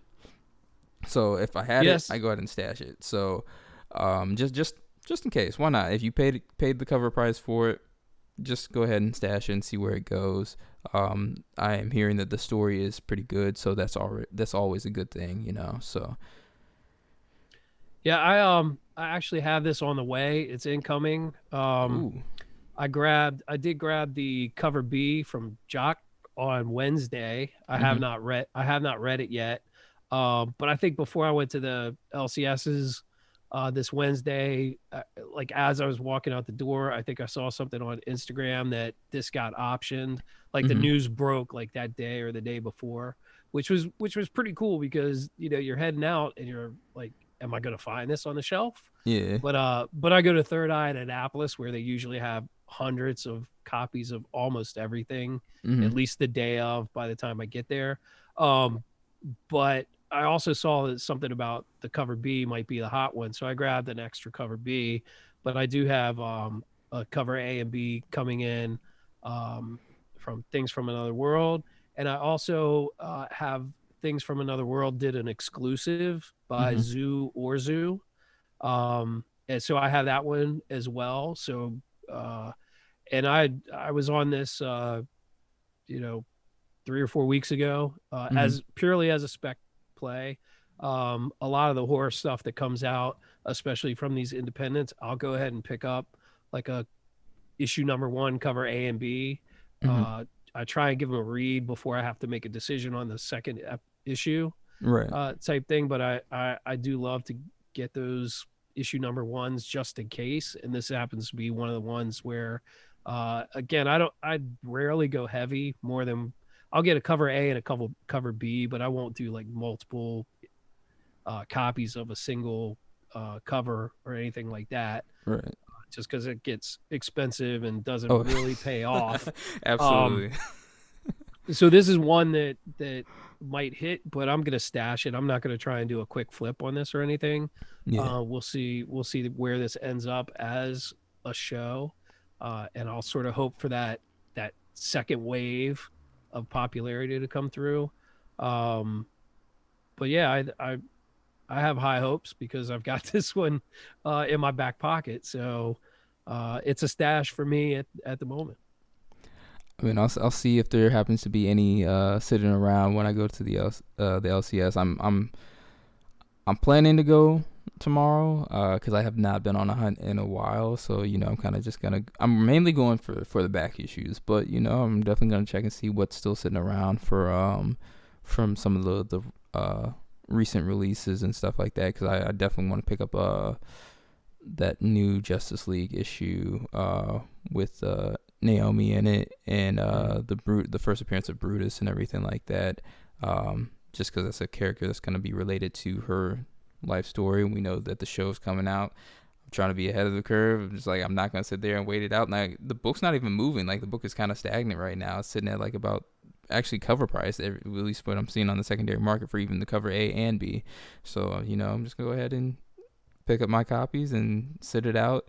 But back to this book is just like, I'm hearing that this is kind of has some hints of like, it kind of gives you that feeling of something is killing the children a little bit, and I think that's honestly a good look. If we've seen what that book has been doing, I honestly don't see why not to hold on to this and see where it goes. It's getting an option for something live action that's honestly a good look, and it's getting it's giving kind of hint vibes of a book that we know that's doing really well, not only just because of the popularity but because of the story. So I think that's a safe bet right now. Yep. And I want to point out there's also a cover C, which is a blank. I'm not a big fan or collector of the blank covers. I usually pass on those, but if you're looking to buy into this at cover price, those might be out there on the shelf too. So keep an eye out, not just for the cover A and B. As Slan called you out and said you did not go to the LCS, like you said. Okay. Keep him honest, Slan. So, in my defense, all right, the weather did a whole 360. Because I thought about it yesterday, and I thought about it the day before, and I'm just like, this is like, it was raining, and then it wasn't raining anymore, but it was like really cold, and I was just like, I don't feel like making that trip right now. So it did get cold yesterday. It did. Yep. And Slan's gonna pass on this one too. So okay. So I mean, I'm gonna see if I can find it. I mean, I'm gonna try and get it, but I'm not gonna try and pay that $15 for it. I'll see if any of the LCS have some issues happen to be hanging around. I mean, this is fairly new. I believe this came from this did come from the CBSI list, which is released for today. So that means there's a potential for it to potentially be out, have some available, at some of the LCSs, because I know, at least based off of some of the ones that we go to, especially the Big Planet, they have a limit on what you can get or how many you can get. So they're kind of like, especially with a lot of the new releases, they're limiting it to kind of like one. So I know Big Planet gets a decent size of issues, which is why we love going there, is because there's a decent amount. Like, they have a nice selection of all the books that end up coming out. So I could possibly be able to go there and pick up at least one issue. Now, am I going to get the best copy? That is where the question really lies, because Slan says they're going to upcharge you for it anyway. Oh, you think so? He said $20 at Big Planet now that it made the list. I wonder if they watch those things. They got to. I mean, they probably do at this point. I think a lot of comic shops are starting to get hip, and it's kind of interesting when like a shop doesn't get hip, and they're just kind of like, because I've had that happen before, where it's just like a book has been spiking for like a good week to a month, and I go in there and I'm just like, oh, so I'm about to pick this up for like $3, and they're just like, they didn't know. So here's the master plan, right? Is for you to blow up the channel so big that you and Slan become the taste makers, and you go into Big Planet and you ask them what they want to move. Mm-hmm. What do they have overstock of that didn't sell last week, and what do they want to move? Mm-hmm. And then you come on the channel and you pump up that book, and then they'll give you the free copy once it starts selling for like $15. We can't have that, only just because the game, right? The community. Influencer, you're an influencer. the community backlash would be major. I was like, they're Yes. already Everybody's looking for that already. yeah, they're already attacking Tom over it for the hot 10 list with Key Collector and everything. I Sorry, think it's Tank. wild. Oh no, Comic Tom. Yeah. Yeah, so I think that's wild. I don't believe that those that are reporting the information are the ones that are spiking the book. They're just reporting what they're seeing. They're paying attention to books, which is actually another thing that I need to let people know. Is just because these are the books that they're putting on their list doesn't mean there's not other books out there spiking. This is just based off of what they're catching and that they're watching. There's books that will make crazy sales that I'm seeing. I'm just like, oh, I wonder if it's gonna make it on their list. Nope, they don't. They never end up doing it. And I don't know if they're basing it off of the volume that's being sold. But I think everybody has like their own little secret sauce algorithm that they use to create their top 10, because there's some overlap for sure, because some things are super obvious, like with Falcon and Winter Soldier shows that the next Falcon, like obviously that book's probably going to make everybody's list, but when there's a little variance between the lists, it's because everybody's calculating it just slightly different, which is good. You get a little variety. And agreed, I don't think that they're hyping books that they want to move, that they have hundreds of copies of. I think that's bitter bitter tears coming from people who missed it when they should have been on top of their own spec game and not just waiting for the YouTube channels to tell them what to buy, because you're a week late at best. When you're following that. And it's something that happens. Like, a lot of the L's that I take is because primarily that I have other priority books, and that's just the reality of it. So it's just like, all right, yeah, this was on my list. I was actually legit wanting to get it because I wanted it in my collection, but I found something else that was higher above that. I did that for the longest with Ultimate Fallout 4. Like, I literally didn't pick it up until last year. Like, and it had been on my list for, I don't know, since we started the channel. And I was like, oh no, that's too high. And here I am. I paid, more than I ever wanted to originally pay for it, but I still get it based off of where it's currently sitting at now, it's at a discount. So like, there's still books that are kind of like that. Like, I believe in the X23.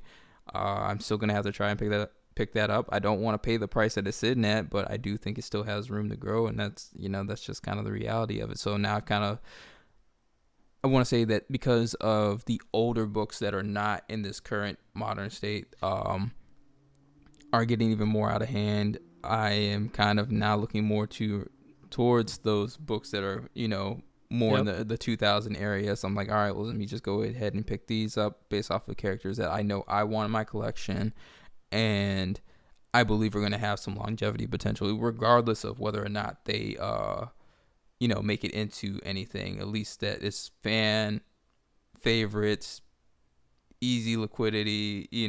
People, like, if I wanted to sell this book, I'm not going to have a hard time trying to get it if I don't want it anymore and I need to sell it to put in another book, and at least I know it's going to hold some form of value.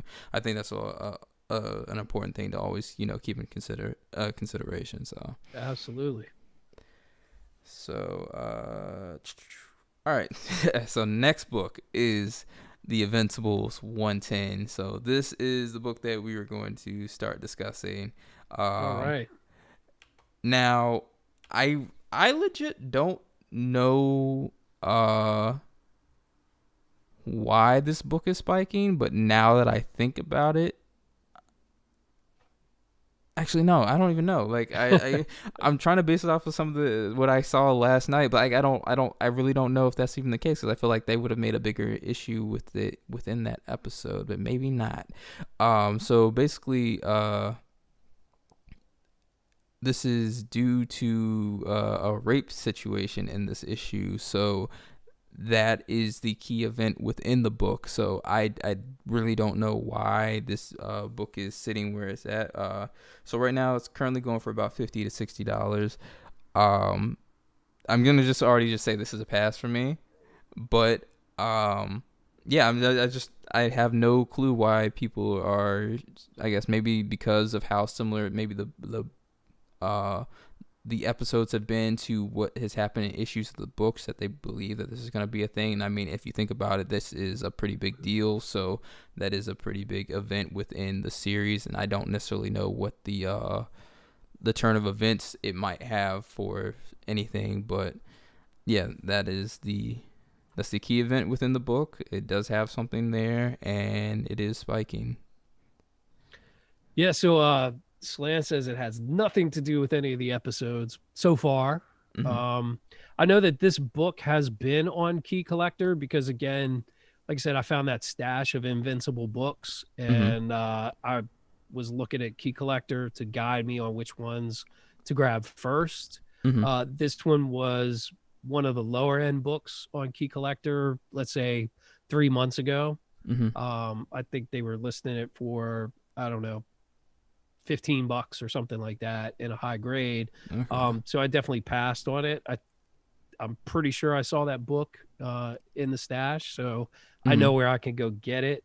Again, they're gonna look everything up, so I could get it for probably $40 ish. Yeah. But I haven't read any of the Invincible issues besides issue 1.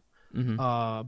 And I don't know the story. Yeah, there's something about rape in here, and obviously controversial or edgy. Yeah. I don't know. This is probably a pass for me. I think, unless this is anticipated to be in the series, I wouldn't pick this up.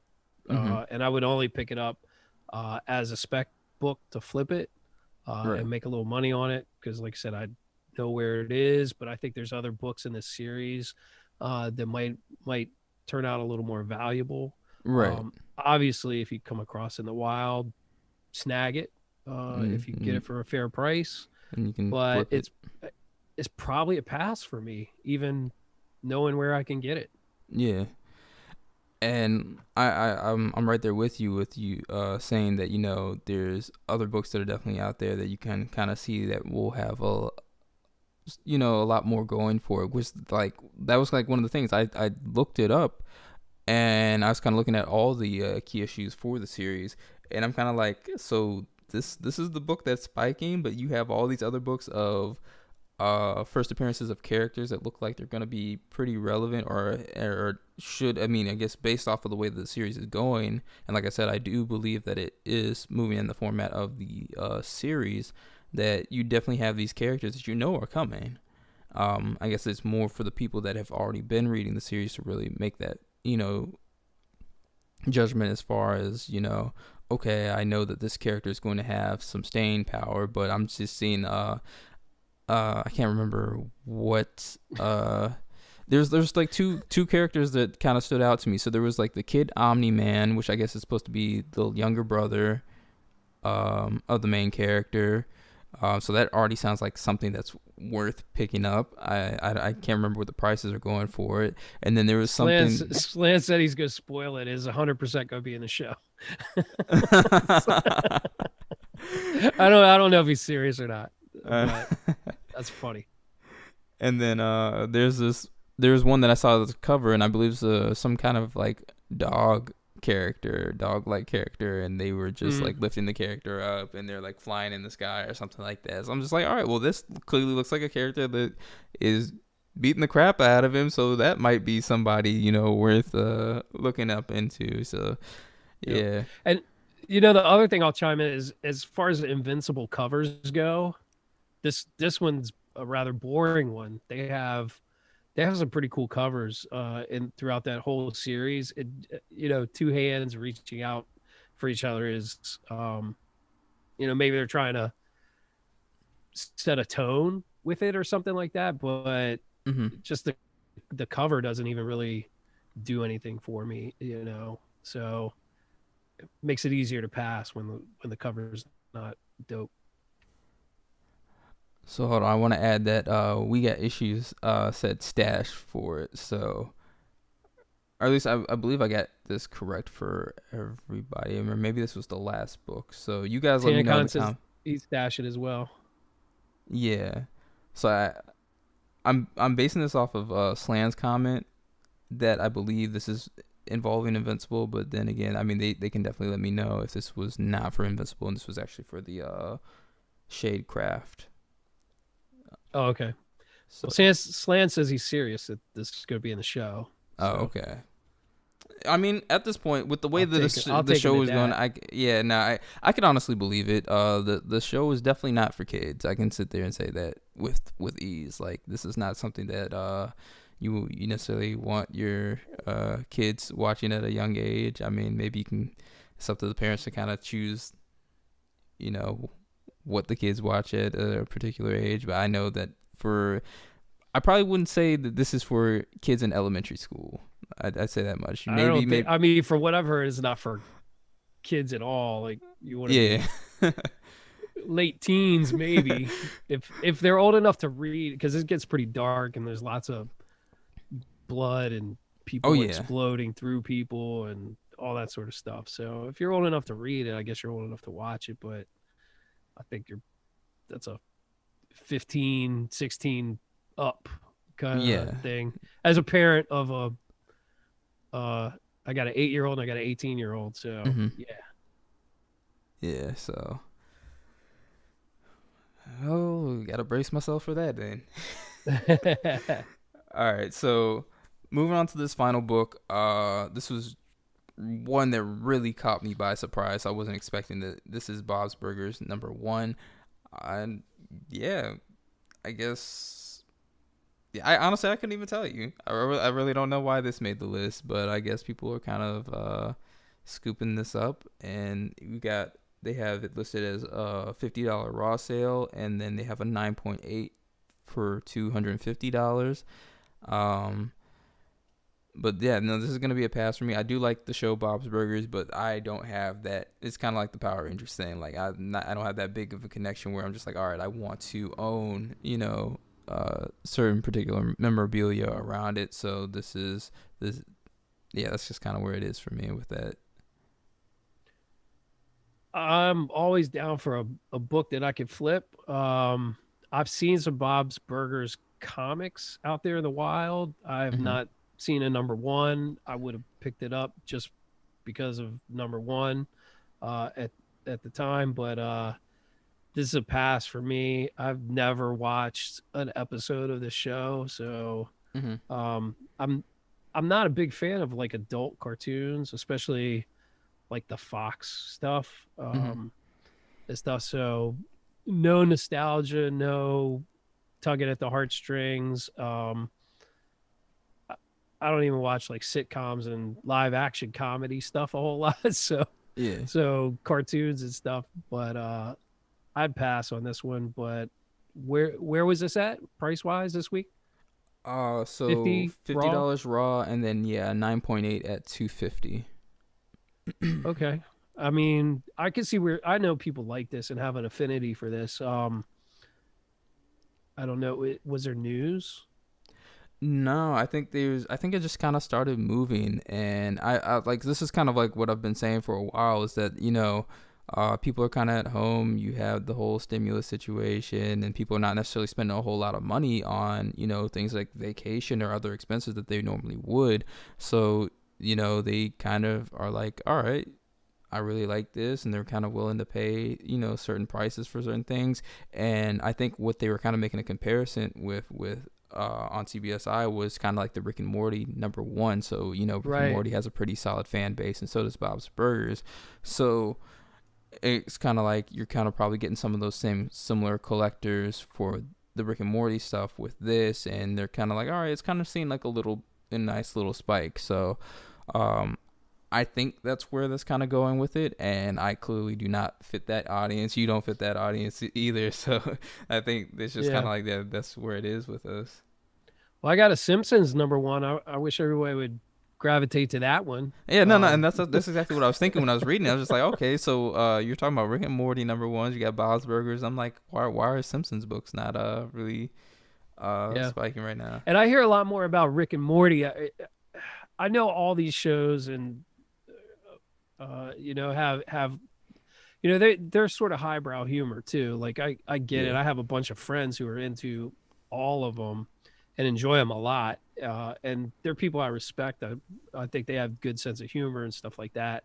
It's just not. It's just not for me because I'm more sci-fi, live action stuff, and there's so much of that out there that it scratches my itch that I just don't have time or inclination to go look at this stuff.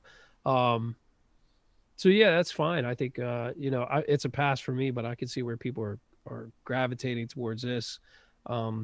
Price wise, it seems a little high to me, but Yeah. If people are enjoying it, go get it. Yeah. And I think one of the things to always consider is like we haven't really seen it just yet with Rick and Morty because these are still fairly new and they still have a pretty nice run that can happen. Because I mean, we've seen it with The Simpsons, how long that show has lasted, and it had continued going and everything like that. So these things can honestly have a potential similar run as well. But it's like I think whenever we see the end of Rick and Morty, and then we keep an eye out for that, then that'll kind of give us an idea of what the longevity is for a book like this. Yep. Yep. Excuse me for a second, but Slan and Tancon are educating us in the comments on this one too. Okay. So so Slan said it's a stash or 100% stash. We got Issue says stash. Tancon says got renewed for 12 and 13. Okay, seasons 12 and 13. Oh wait, they're already that deep? I didn't even know. Like I haven't watched any Bob's Burgers in a minute. And like I said, I've been watching anytime I am watching any stuff like that, it is through strictly streaming. So yeah, that's kind of probably why I'm not even hip. There's plenty of Bob's Burgers and even I can't think of the other show right now, but yeah. Hold on. So okay, so Slan says a movie is coming out, but I don't know if that's expanding the fan base. Oh, that's interesting. So they're probably getting like more of that Simpsons experience then, which would be kind of interesting is to see if Rick and Morty got a movie. I think that would probably make more sense, but a Bob's Burgers movie. I mean, I guess I could kind of get with that a little bit. And Tancon said I had no idea. So yeah, I'm right there with you. I didn't know either. So Slan was yes. I mean, I guess you already read it. So Slan was saying that there's a movie in the works out there. So, but yeah, no, that information was actually not noted on their list. So I actually had no idea about that. So look, anybody watching this, you're getting some knowledge out here dropped in here. Thanks to Slan, Tancon, and we got issues every week, so check back every week and you might get some knowledge on some covers and stuff like that from We Got Issues, always dropping that knowledge. If you made it this far, be sure to like and be sure to subscribe if you haven't always, and if you are subscribed or you're not subscribed, be sure to do all that and make sure you hit that notification bell because we are moving on up. We're currently sitting at 436 subscribers. As soon as we hit 500, we're going to do a 500 giveaway. I was almost going to say $500. Catch people right there. Hey, but your giveaway could be worth $500. Oh, yeah. No, actually, yeah. No, if you think about it. What's the giveaway? So we have... Slan, help me out in the in the comments. I know it's the New Mutants. They're both the magazine size comic books. So it's the New Mutants, number 1, I believe, and then it's the X-Men. I always forget the title of this book. Like I can always visualize the cover, but yeah, you guys might have to just go back and look at some of our previous episodes at this point. Tancon said it's $500. It's fine. But all seriously, it could potentially be. I think both books. It's got to be close. Yeah. And it has the potential to be much more. Oh yeah, absolutely. Which is another thing that I've been thinking about. Is like, all right, so what's going on with this New Mutants movie? Is that completely done now? Yeah, that's interesting. I my hunch says it's probably left to be what it was. Which doesn't mean that they couldn't bring some of those characters back in. I think Magic is a character that that would work really well in the MCU. Mm-hmm. I don't know about that same cast. The actress who played Magic was good. She's been in a bunch of stuff. I think she would be an asset in the MCU. Mm-hmm. I don't know about, again, some of the other characters were a little meh, and maybe, as, in an ensemble like that, it's it's hard for anybody to stand out too much. But she's got Magic has other ties. She's like Colossus's little sister type thing. So they got other avenues to bring her in separately, which could be interesting. Who knows where they'll go with that? They have so many avenues, really. Right. And now that you bring that up, that could potentially make sense, seeing that if Deadpool is tied to the MCU, Colossus is in Deadpool, those things could kind of connect if that's what they wanted to do. Right. So so Slan says it's Marvel graphic novels 4 and 5. Okay. So he had messed up and said 1 and 4, but it's 4 and 5. Oh yeah, God loves, man kills. Yes, yes. Okay, see, yeah, no, that's you say it and it automatically clicks, but yeah, no, off the top of my head, it was not happening. Pablo Phoenix says, "I'll cash that 5, honey, please." Well, Pablo, just be around when they hit 500, and you got as good a chance as anybody else. Which I have not been saying this ever since we keep announcing it and everything like that. You guys, like, if you are catching this, you gotta know that when we do reach that 500, you gotta be here for the episode when we do the live raffle. So it's only for the people that are here when we hit that 500. You're in the chat. You're with us. You're probably gonna have to leave a comment at some point to just at least notify that you are there in the chat, and that's kind of like your entry at that point. Besides, just being subscribed. So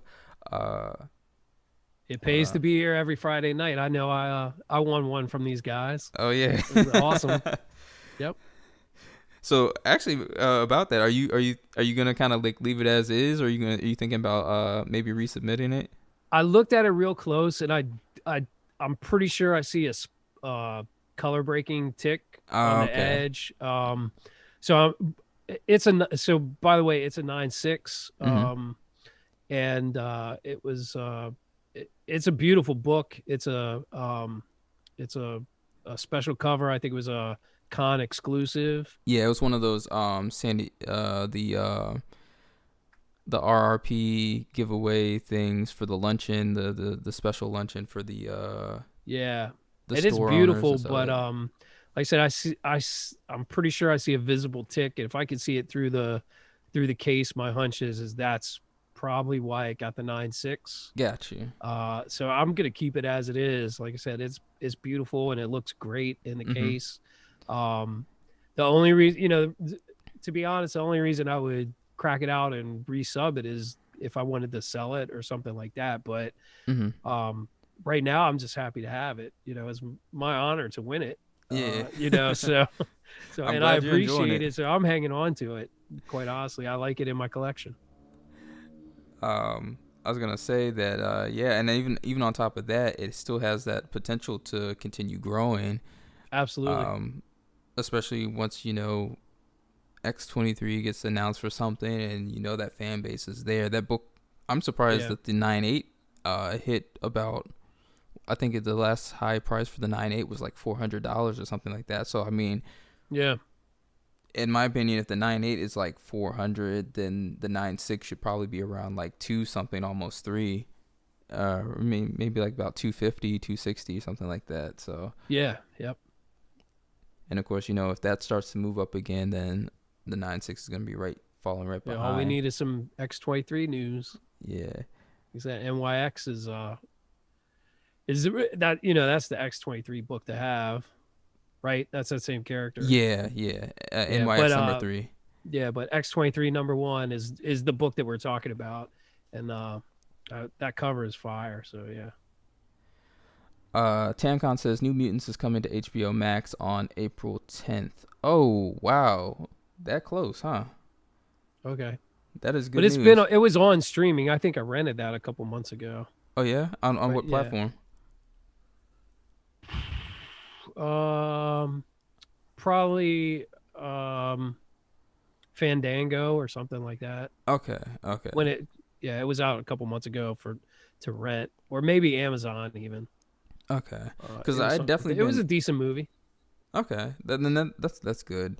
Because I had been thinking about it. I was like, oh man, I like as soon as we started talking about the giveaway, I was like, I've completely forgotten all about this movie. And then I'm just like, all right, so what's currently going on with it? Because I was like, I'd been waiting for like, maybe to get thrown on like Disney Plus or something like that, and I couldn't remember whether or not they had announced anything about putting it on a Hulu, which is going to be a very interesting thing going forward in like the next couple of years, because Disney is expected to Put some shows on Hulu again. Yeah.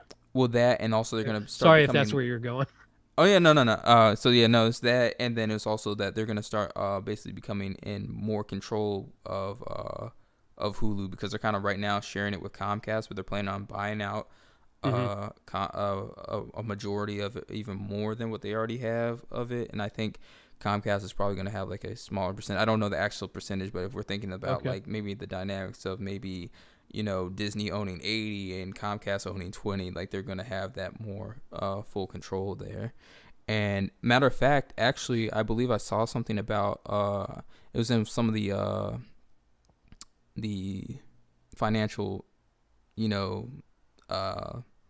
what's the word I'm looking for? Like the not ads, but articles, the financial articles that I kind of like read into and stuff like that. That they were saying something about Comcast potentially hosting some of their I guess connection between them and Disney Plus. So they're gonna start hosting some of the Disney Plus content or stuff allow the Comcast people to have access to Disney Plus stuff through their service or something like that.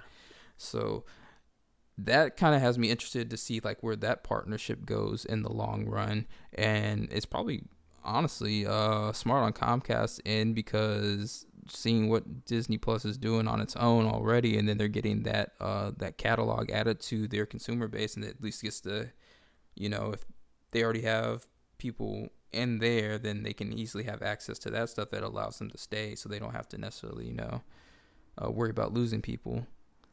Yeah. Yep. But at the same time, I feel like Disney and Comcast probably keep a little arm's distance, right? Because Comcast owns NBC and Right. Disney owns ABC. And I've heard that eventually they are going to start moving some of the Marvel programming to ABC. They reined it all in, and it basically shut down the Marvel TV stuff. Took it off of Hulu and took it off of ABC. They finished up Agents of S.H.I.E.L.D.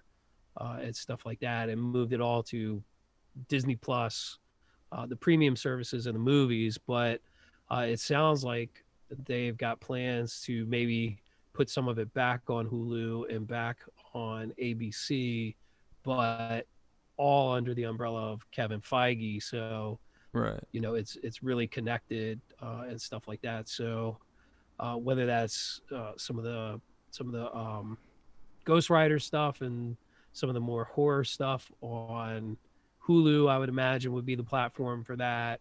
And then, I haven't heard any specifics of what they might put on ABC, but being that I don't know if ABC has their own streaming platform or if they're just talking about sort of the network. But I imagine that would be not horror type stuff, stuff that they wouldn't really have to worry about the ratings. More, I don't know. I don't want to say like Spider-Man, but more wholesome type stuff. Yeah, and I mean, now that you kind of bring that up, I'm actually interested to see like if that is the direction that they'd go, as far as what exactly that's gonna look like, because I didn't think that Falcon Winter Soldier was gonna be the way it was. At least A little more language wise. killing Yeah. on there, and like straight up killing people. So like we were actually me and Sam were saying it like with the first episode. It was just like, oh no, that person's definitely dead. Like we don't see it, but like Right, there's yeah. no way you can just fall out of a helicopter into like a cliff area and not be dead. Right, Like, yeah. so yeah, not just like that, but then even like the language and stuff like that. So it's like depending on how much further they are looking to push some of these series going, like if we're gonna start seeing like it would just be weird to see like if they were to do something that was related with like Blade and stuff, to not see blood with vampires. You know what I mean? Like, Totally. I could honestly see like, all right, if that's the direction they want to go, then they can definitely put something like that on Hulu. And then I believe I also read something in one of those articles on a different article that they're gonna be able to potentially if they, depending on how they decide to maneuver it, if they choose not to go that route, that they can potentially put the stuff on Disney Plus, but they would just have like some kind of form of parental settings where they're gonna have the kids stuff, and then you're gonna have like the main 18 plus. Yeah. Yep. So I think they're piloting that in was it Brazil or some other country. They were gonna, maybe it was South America in general, where they're gonna pilot sort of the 18 and over tier where you could have parental access to it and stuff like that. But getting back to Blade, I think they definitely have to. That's got to be, at least the first one has to be a full-on movie. I think they have to introduce him full-on cinema. If they want to branch off and do some Midnight Suns and some horror universe building on Hulu, I think that's cool, because there's some of the lesser known characters, things like that. But when you're talking Blade, you got to be able to do some level of blood to get PG-13, if not R, right. rated type stuff, which that's just when you get into that sort of budget and that actor, I think you just have to kick it off with a straight up movie in the cinematic presentation type thing. Yeah, no, I completely agree with you on that. And it's like I guess what you were saying is that they need to do him in the movie format, and if they want to move on to the other things, like they have plenty of characters where they can move into that. Like I don't feel like I necessarily have to see a Tomb of Dracula storyline in the movie format. I think that would fit better for the a TV series, which we've already seen. They're setting those things up in a movie style way anyways, but within that format of the and they're doing it. They're doing it well too. So that's the thing, is if they can keep that quality up, I mean, that's a boon to Hulu. If they could put that kind of quality on Hulu platform, that's going to draw people there. I mean, I would go. Yeah. And be like, $6 a month or $8 a month. Okay. And yeah, so I'm in. That's actually what the CEO had took shots at Netflix on the investors, the Disney Investors Day, is that he's like, yeah, we're doing quality, we're not doing quantity. So they were just kind of like, yeah. I mean, which is like, I get it, because like there's definitely a lot of Netflix originals that clearly do not have that quality budget, and I'm seeing that with like a lot of the foreign stuff, and so I'm always like, they let this stuff pass, but I'm just like, luckily for me, I wouldn't necessarily call some of the shows good, but I am enjoying it because I'm at least somehow drawn through the stories. But yeah, there's definitely some stuff there is like, you sit there and you look at the effects and you're just like, so this is what you guys kind of let go through. But then you have like those other ones that are like Umbrella Academy, and you're like, all right, well clearly they put like the time in with this. So it's like Disney's like, nah, we're going to put time in for everything.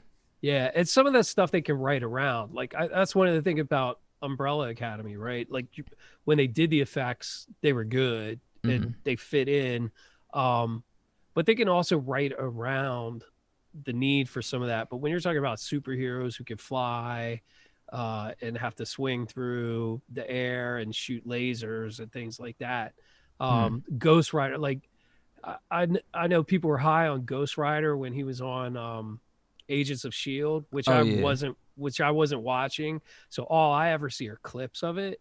So I don't know the story, but in context, when I see clips of Ghost Rider and Agents of Shield, there's nothing about that makes me want to watch it. You know, it's like, no, just because the effects were just not good. So, you got to check out Tancon's comments in the chat. That's funny. Hold on. Yeah, I'm mad behind. He says, I don't want to see a PG-13 Blade. I want MFers ice skating uphill. I'm like, okay. And then what about the most highly anticipated movie of all time, Morbius? Oh, man. At this point, except for the fact that I have a Morbius comic that I'd love to see it get a bump for the movie, and I like Jared Leto. And the guy who's playing the villain, the Doctor Who, Matt Smith actor. I think that's the guy who it is. Yeah, that it's like we've been teased with that movie so much. It's just like if I see another trailer or clip of it, I'm just like over it. But I wish they just let the movie come out, please.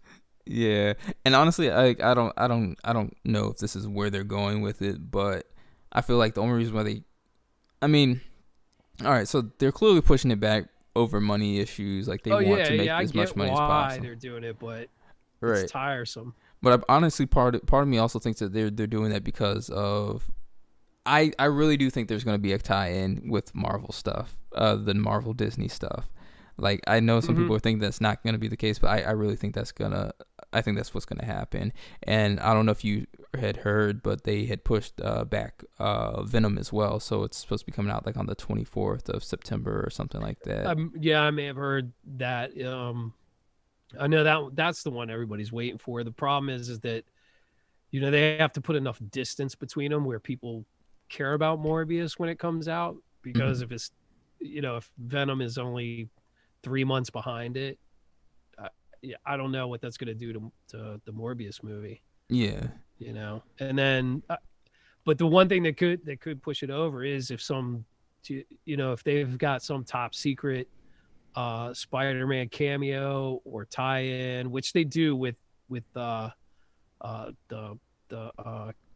one character, the Batman guy. Vulture. Yes, Vulture. I'm thinking Falcon. I got Falcon on the brain. I knew his feathers, but yeah, Vulture. Like if they've got something, they need to leak that close to the release to get people's attention on that one. Yeah, for sure.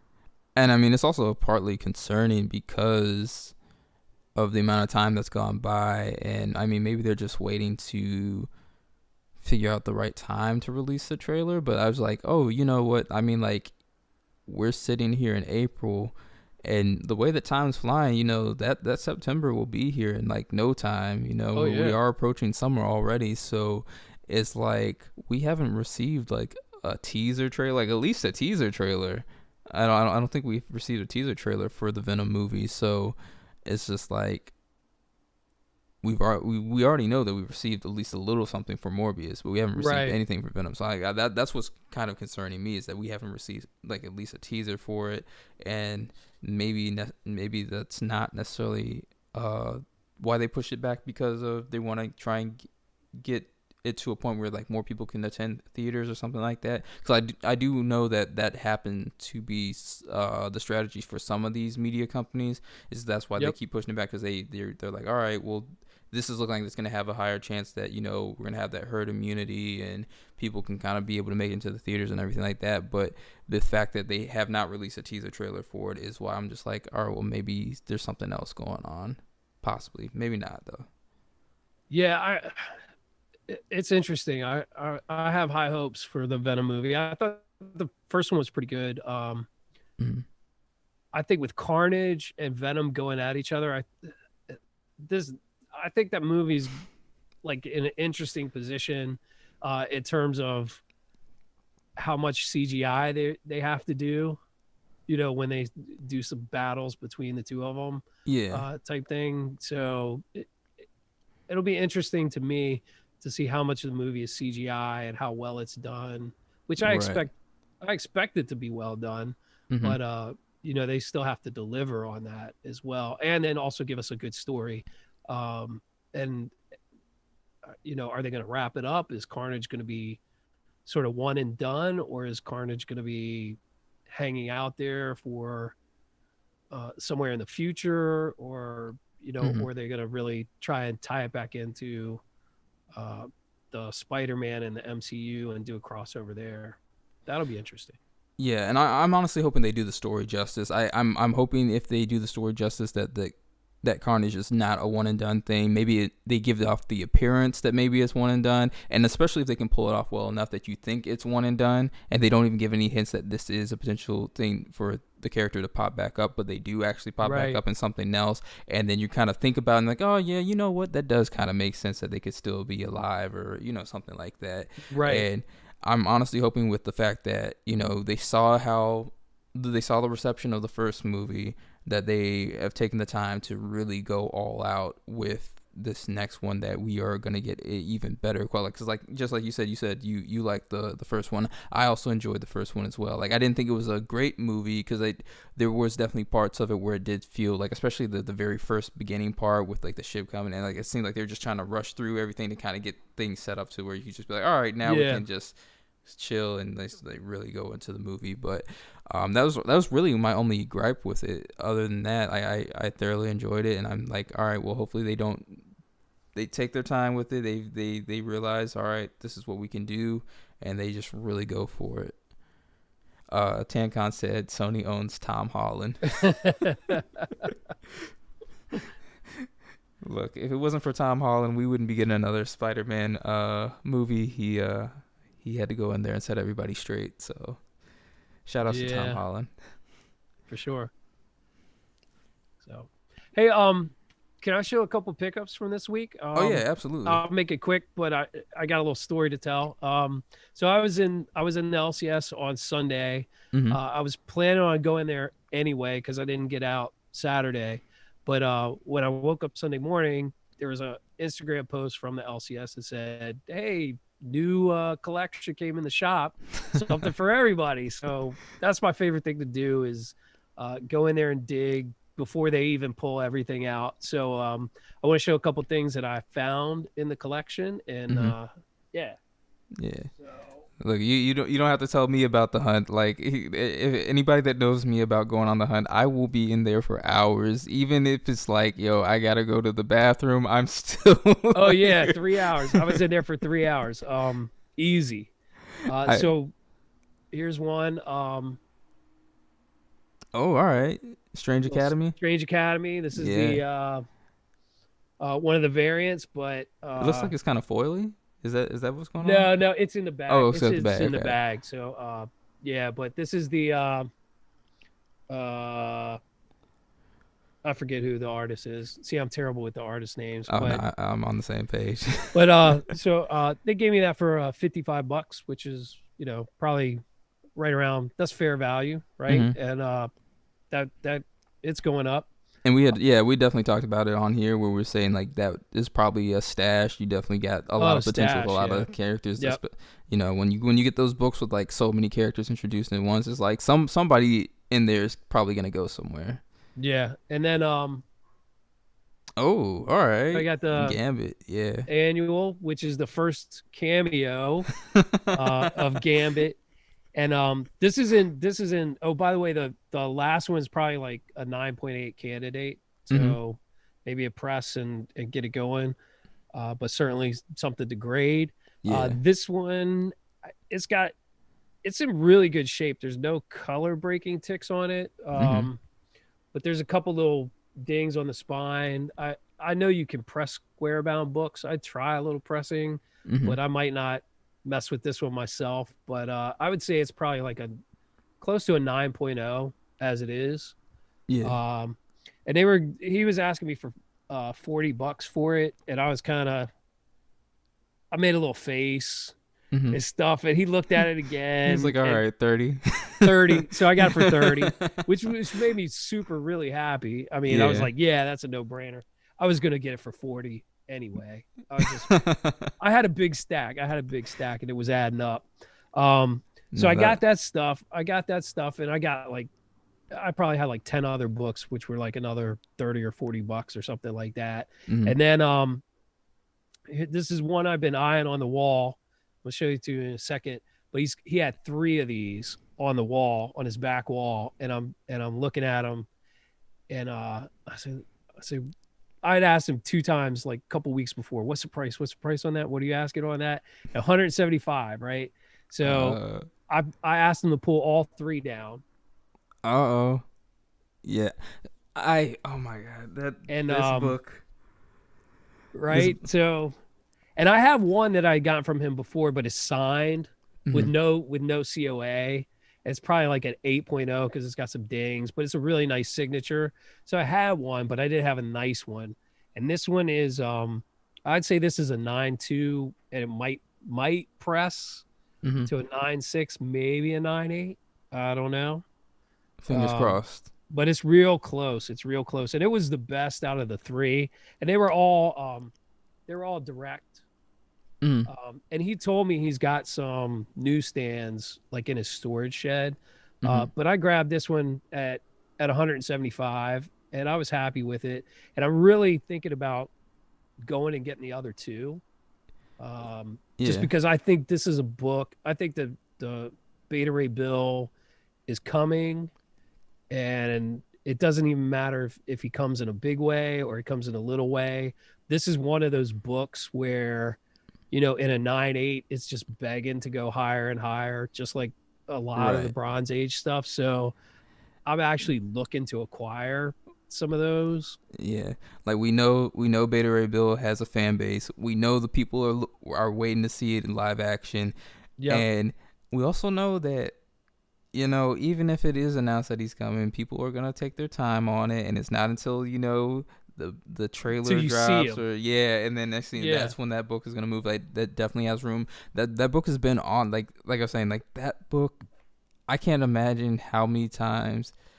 Like I probably came across that book so many times as a kid and didn't know anything about it. Like if I like half the books that have spiked and I knew about it back when I was younger, like when I was like I think it was like 12 or something like that, when I was going to the spot that used to be out in like the Rockville, Maryland area. It was called like Secondhand Rose or something like that. So it was like secondhand. It was like a warehouse.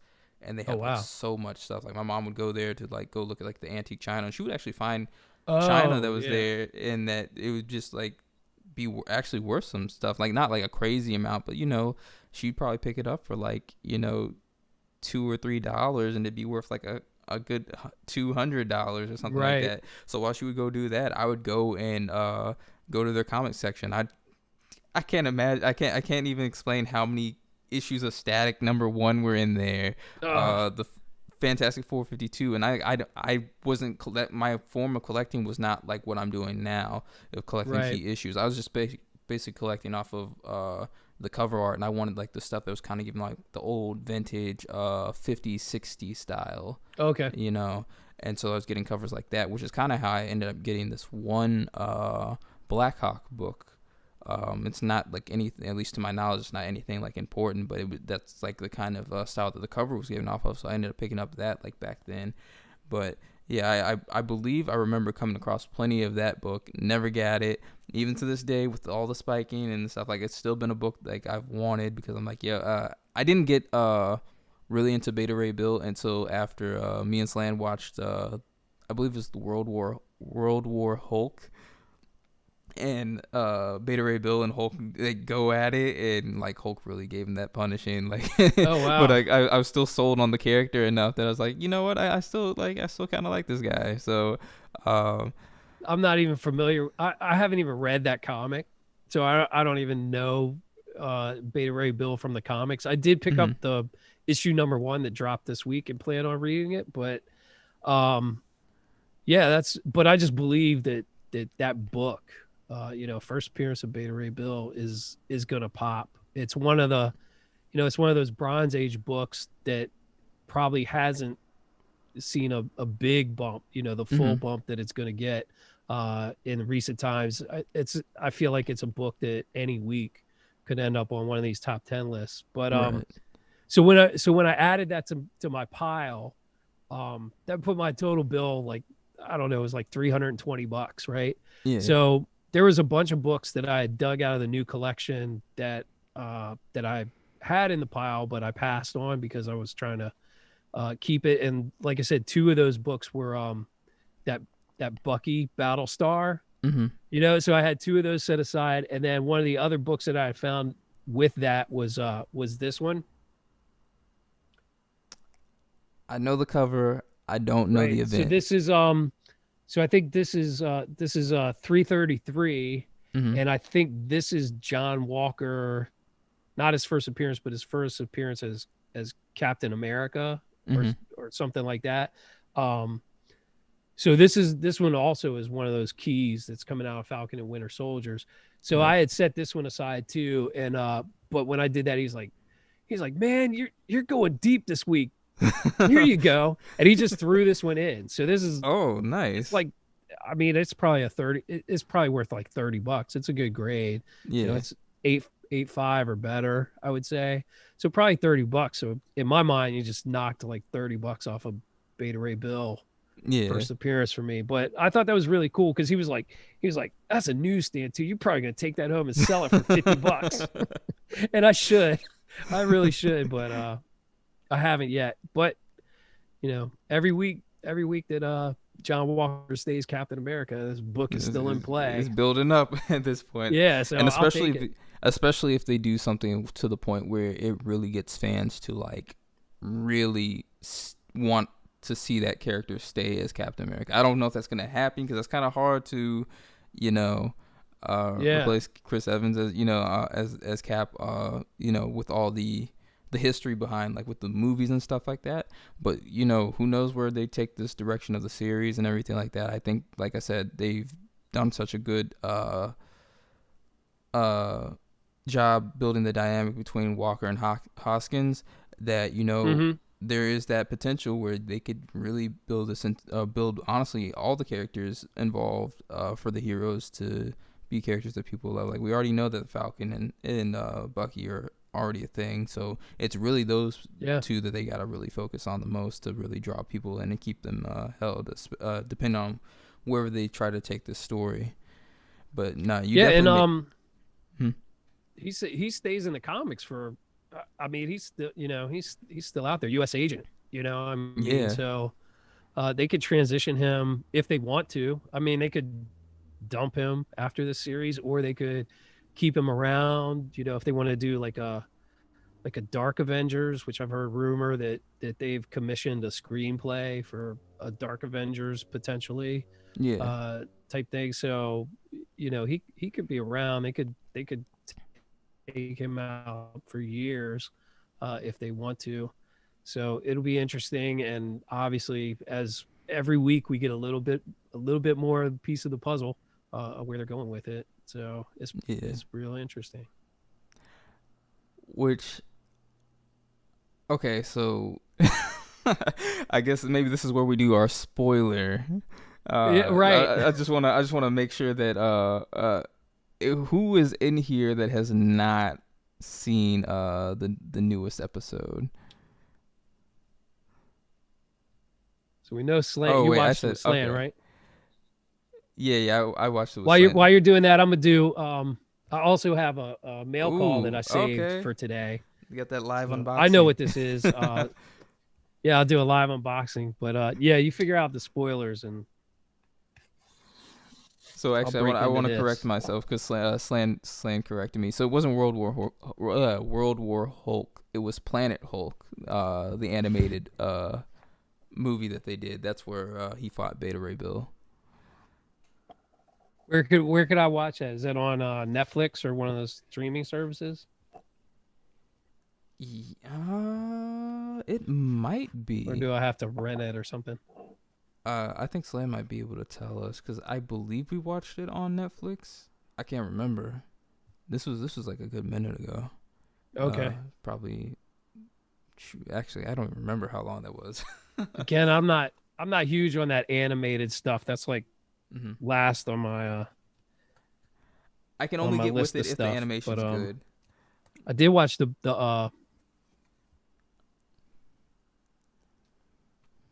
I did see the trailer for Bad Batch, the Star Wars. Oh. We're like 2 hours in, over 2 hours in. It's the first Star War we're talking about. That's out of respect for Slam. I forgot to watch the newest trailer. I watched actually, if it happens to be the same one that they had aired at on Investor Day, then I have seen it. But No, it's like a full on trailer. oh gosh, you okay? So no, I haven't seen it yet. I gotta check it out. I funny part is I reposted it from comicbooks.com. Oh, that's the ha cover, right? Yeah. Yep. Whoo, got the Sorry. Virgin and the regular. Nice. Yeah, from One Hit Comics. Yeah, I'm in a group. We get a maybe I don't know if I'm allowed to say it. I'm in a group. We get early access to that. So I said, Is that the why not? is that the oh wait, okay, so that's not the thing that you sent to me, right? Might have sent it to you. I'll send it to you again. So You, you're at least aware of it. yeah. Yeah. But So, yeah, that's pretty cool. I'm probably just gonna flip them, but mhm. you know, it's cool. Have you actually have you read any of it? No. Okay. Because I mean I haven't Uh, heard anything about it. Like I haven't even read like not even the first one. I said I was gonna do it, and I just did not do it yet. Yeah, I'm not against reading it. I just have so much stuff on my list and limited time. Department of Truth, Strange Academy, Mm-hmm. Scarant Hood. Some of those are ones that I definitely are on my must read list when I get them. But some of these, especially like the anthology ones, which you would think are easy to read because they're self-contained Mm-hmm. sort of stories, but I read it and it's done. I'm yearning for the next, like, what's the next thing? What's the next Yeah. thing? I like the universe building and the story and character building and things like that is what appeals to me in the comics. So yeah, those are in the pile, but don't make it up to the top. No, I definitely hear you on that, So, and that's the thing. Like anything, so like usually with like books that like especially like when it's when I say the tie-ins, especially like with stuff that there are like tie-ins, like if it's Yeah. if I can't get to it or I'm like all right I know that I'm stuck to the main thing, I don't want to spend X amount of money, I'll kind of just wait until some like the YouTube channels like kind of cover it and they'll do like Yeah, their little thing. So I actually literally watched the Comic Historians cover of the that Falcon and Winter Soldier issue 1. I think it might just be issue 1. I don't know if they Okay. did the issue 1 or maybe the whole entire thing. So that the I guess the reason that book was spiking is because of the character called the Natural. And so when we were covering it, and discussing on one of the episodes, I was like, oh, this is such a like dumb name for a character to have, like the Natural. Like I didn't understand it, and then I watched it and I was like, you know what, I'm actually sold on this character. Okay. It happened to be like this, I mean, based off of what the way they read out everything and they showed like the artwork and stuff. The Natural is like apparently like this kid who comes from a family that's like obsessed with Captain America, like to the point that they have like all the memorabilia of Captain America. So he's kind of been groomed to like be inspired by Captain America and want to kind of be replaced. And so like he has these skill sets where he is just like really good hand-to-hand combat fighting. He's like a young kid, and so basically there's this chick that wanted to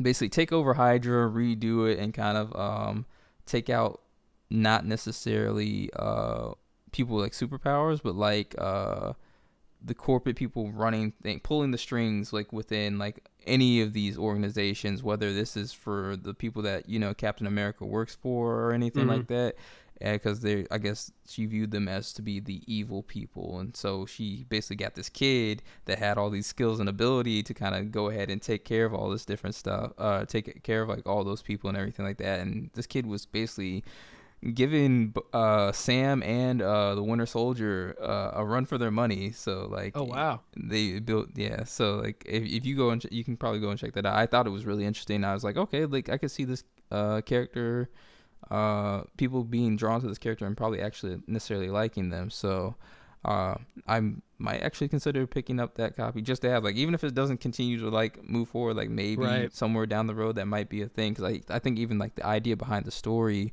of a new order of Hydra kind of moving in a different direction was like kind of a pretty cool concept as well. Not straight up evil, but challenging what's that, graying that line. That's pretty cool.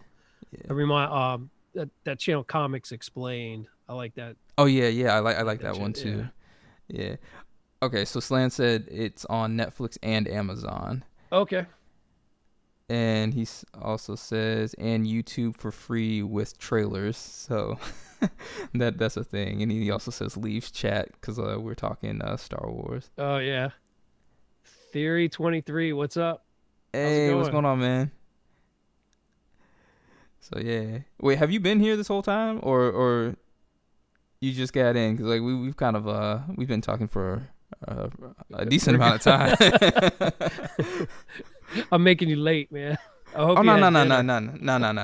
You're good. Like we already watched Falcon Winter Soldier. There's no spoilers. I mean, I guess the only other thing is like we mess around and watch the newest Invincible not trailer, episode. The whole episode, yeah. Yeah. Oh, he says just now. It's all good. This is definitely gonna be in the replay. You'll be able to check it out later as well. Like we definitely talked about like a whole bunch of stuff. So we got issues if they're still in here. They put us on to some cover information. We talked about some potential spec and stuff. And yeah, we've been talking about like a lot of stuff. I don't know, all over the place. I want to bring up something that Slan had told me. So we don't necessarily know. I'm hoping this isn't the case, but it was April Fool's Day yesterday, so I was just like, I was like, all right, I'm just gonna wait and just see what happens within like the rest of the week and see like if any of this news continues.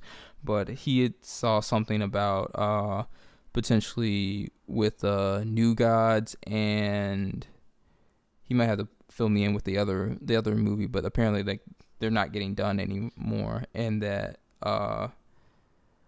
that just may be a thing with the DC movies, which I'm like, I don't know why they would do that. That's probably a terrible idea, especially like what we were discussing, earlier in the show about, them needing to really start getting things going and stuff like that. I think that would have been a really good thing for them to do. But it kind of doesn't sit well when you have the news of also like if it happens to be the case, it doesn't sit well with the news that that you're supposed to be having this Naomi TV series coming out. Oh, The Trench. Yes, so The Trench, which I was definitely looking forward to. Like, I don't know if you've ever read The Trench, but I actually was able to read that earlier in the years, and like I was like, okay, this actually makes me mess with Aquaman. Like, I had never been a fan of Aquaman. I think, which is kind of interesting that the two characters, so you have Aquaman that I didn't care for in DC, and then Namor I didn't care for in Marvel, and they're kind of compared to each other at times. Yeah.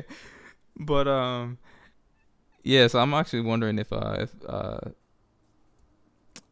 Namor does make it to the movies, that'll change my opinion of the character. But The Trench and New Gods, potentially. I'm gonna say potentially because, like I said, I don't know if this has necessarily been confirmed for sure, but they are not getting done, and I was honestly looking forward to both of those things. I hadn't heard much about either one of them, but generally disappointed to hear that something that's coming out of the comic book universe, whether it's DC or Marvel, may not get made is, not great news. At the same time, I root for them to put out quality stuff. So if it's just like being shelved until they can get, better content around those storylines, like I'll wait for quality. Right. Yeah. I'd rather them sit on it until it's right. Let it incubate as it needs to, rather than just put something out to put out a property type thing, because that never bodes well. Yeah. So Slan said it's been confirmed. So yeah, that kind of sucks. But like exactly what you're saying. Like if it's not like official, like we're never doing this, and it's just kind of like, all right, this is more like a postponed type of thing, I'm all for that as well. But they had talked about the trench basically right after Aquaman had that's a way better finished. I just like the trench. Just sounds like ominous, man. It sounds way better than Aquaman in the title. Yeah. Anyway, like it sounds darker, more horror type thing, suspenseful. Which is basically what that whole series was, and that's why people loved it so much, is because it was like, it was pretty intense. So that would have been nice to see. It would have been action packed. It would have definitely had that horror theme and give you a completely different experience. And I believe that's actually what the director was saying, is that that's how they wanted to go with it. So I honestly feel like, like it goes back to something I've said many times on the channel, is where it's just like,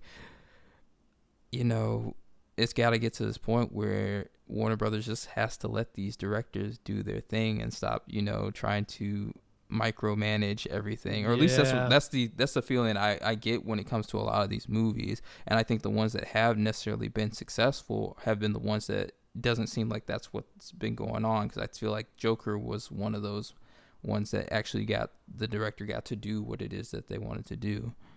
So yeah, and that's a cool thing, because it was so abstract from the character that everybody thinks of when they think of the Joker, right? And you're right, the studio has to not be afraid to let the directors go there and have a vision that's something like that. But they've got to make money, and they have to have feelings that what they're investing in is going to pay off. Because I mean, at the end of the day, it's the studios that get criticized, that the criticism sticks to, right? Like you can have a director like screw up a film, and people will always blame like that film, that director, right? But when you have like multiple movies from multiple directors that don't live up to what the audience thinks they could be, then it's the studio, like Warner Brothers, that's the stink sticks to. You know what I mean? It's like they can't deliver when, and they need to own it. It's their property, so they have to make the decisions there. But it seems like maybe they get a little gun shy and second guess themselves and start second guessing their choices on directors, and it's just like this downward spiral that starts to happen. Right. And like I always feel the type of way when I keep hearing, like, especially people that aren't even really into comic books, and they're always like Marvel over DC, and I'm just like, you don't understand. Like DC actually has some really good stories. It's not the necessarily the brand or characters and stuff like that itself. It's just something's not clicking there. But Theory said New Gods needs to happen, and I'm right there with you. I think that I definitely want to see something like that. I want to see the masses get exposed to a Jack Kirby styled content. Like I think that'd be great. Like people only know certain things, but they don't necessarily know like that's him type of thing. So yeah, like I'm not familiar with New Gods, but I'm definitely open, especially if they want to condense it into a movie for me. As somebody who's into comic books, like sometimes that's what it takes, is the movie or the hint of a movie or something to make me go explore that new territory. Yeah. So, and that's probably what it would take for me to get into New Gods, unless I can find like an early issue, not obviously not like a #1. I know those are sought after and stuff, but if I can find a beat copy in a dollar bin or something, I'll pick it up and give it a read, type thing. But without some sort of external catalyst like a movie or something, I currently don't have a whole lot of interest in the story until it becomes relevant. Right. And I'm definitely interested to see like where this collecting goes once they do figure out their groove. And then it's like we really get to see the potential of a lot of these DC keys and stuff like that. So yeah, I think that's the one thing I would love to see is the spec around DC stuff come to life the way it does around Marvel, because there's like every week there's something Marvel, and some weeks there's DC and some weeks there's not. Yeah. Theory says Marvel versus DC is like CGC versus CBCS. that's a great way to put it. Yeah, right. Like, best comparison of all time at that point. And aren't we all rooting for CBCS too? I mean, exact. Yes. Oh wow. They got that new case that looks pretty good. Oh, I haven't seen it. Yeah, they did a new case early last year. It's been a good while. Better part of a year that they put out the new case. I was watching some guy on YouTube who only submits to CBCS this week, and he was opening up some new cases, opening up some books he got back, and those cases look good. So now if they could just sort of get the same value as a CGC slab. Absolutely. Like, I don't know if we discussed this on the channel, but I know me and Slan had a conversation about it where we're just kind of like, you know what? Like, I think people start to fail to understand that, we constantly keep hearing the statement of the market decides this and the market decides that. But you have to understand that, like, even you as a seller, you are a part of that market. So you also have control of what that particular thing can go for. So it's just like, all right, we keep seeing the thing where CGC slabs will go more than a CBCS slab at the same grade, and it's like, nah, if you have a 9.8 of a CBCS book and you see a 9.8 of a CGC book and you want to just keep your price point at the same price point as that, you can do that. And if a person is willing to go ahead and buy it like that, then that starts a whole new, direction. And as soon as people start getting comfortable with going ahead and doing that, then that's when we'll potentially start seeing the changes. And of course, we do have the issue where CGC has definitely started to run into a whole lot of issues. I definitely saw somebody on IG today where they posted something about I guess CGC had sent out some kind of notification to I guess people about them being backlogged at this point. So they're kind of running into some issues there. And I mean, of course, the quality control horror stories have existed for quite some time. Yeah. So it's just like I don't know. I'm not gonna sit here and say that it doesn't happen with CBCS because I haven't used them. I can just say that I haven't seen this or heard the stories about CBCS having those issues. So it's just like, at some point, is there a possibility that we will get to see the shift and more people going in that direction of CBCS, or we'll find a even playing field with the pricing of these books and collecting and everything?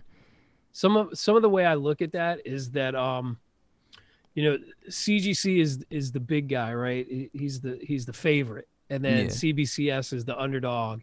And I think right now there are people who are loyal to CBCS because they're a little anti CGC, and so they're rooting for CBCS. I imagine that at scale, CBCS probably has a lot of the same issues that CGC has. But because they're not at the same volume level, that, and plus the people who are submitting to CBCS, that's a choice. That's like a conscious choice, right? They're favoring CBCS over CGC.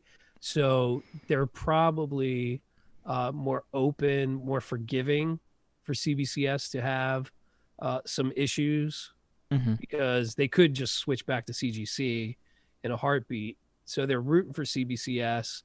They may not be as vocal when, there's this piece of, a wood chip in the back of the case. It's embedded in the case. It's Yeah. like they're probably like, oh, but the only other option is the evil CGC, and they Yeah. would do this at twice the rate that CBCS would.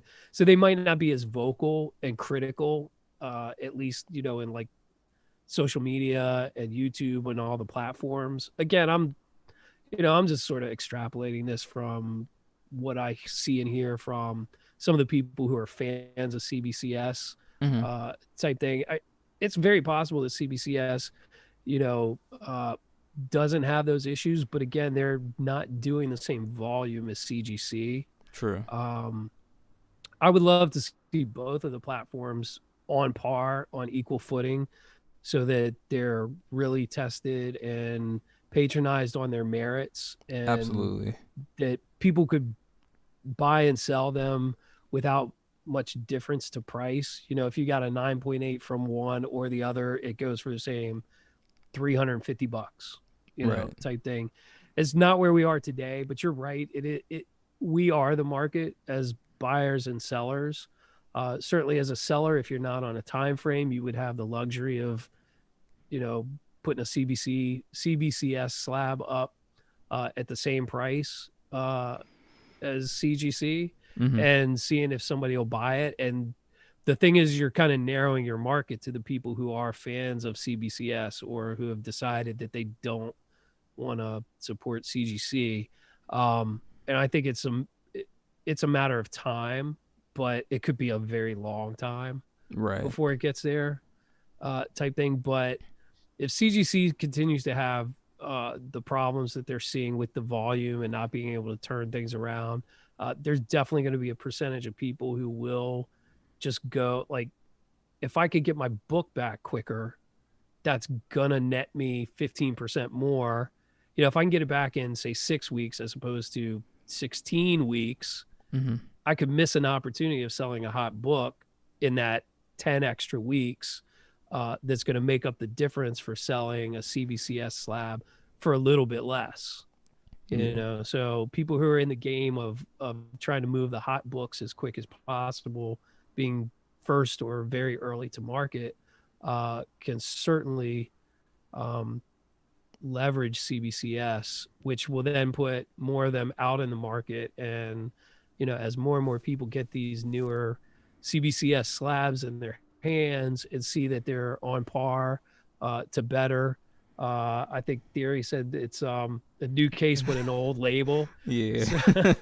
But still getting those new cases out there it can only be positive for CBCS. So we'll see. And then there's also, new collectors coming in too. So they may not be as persnickety, again, just because the cases look more similar than they used to.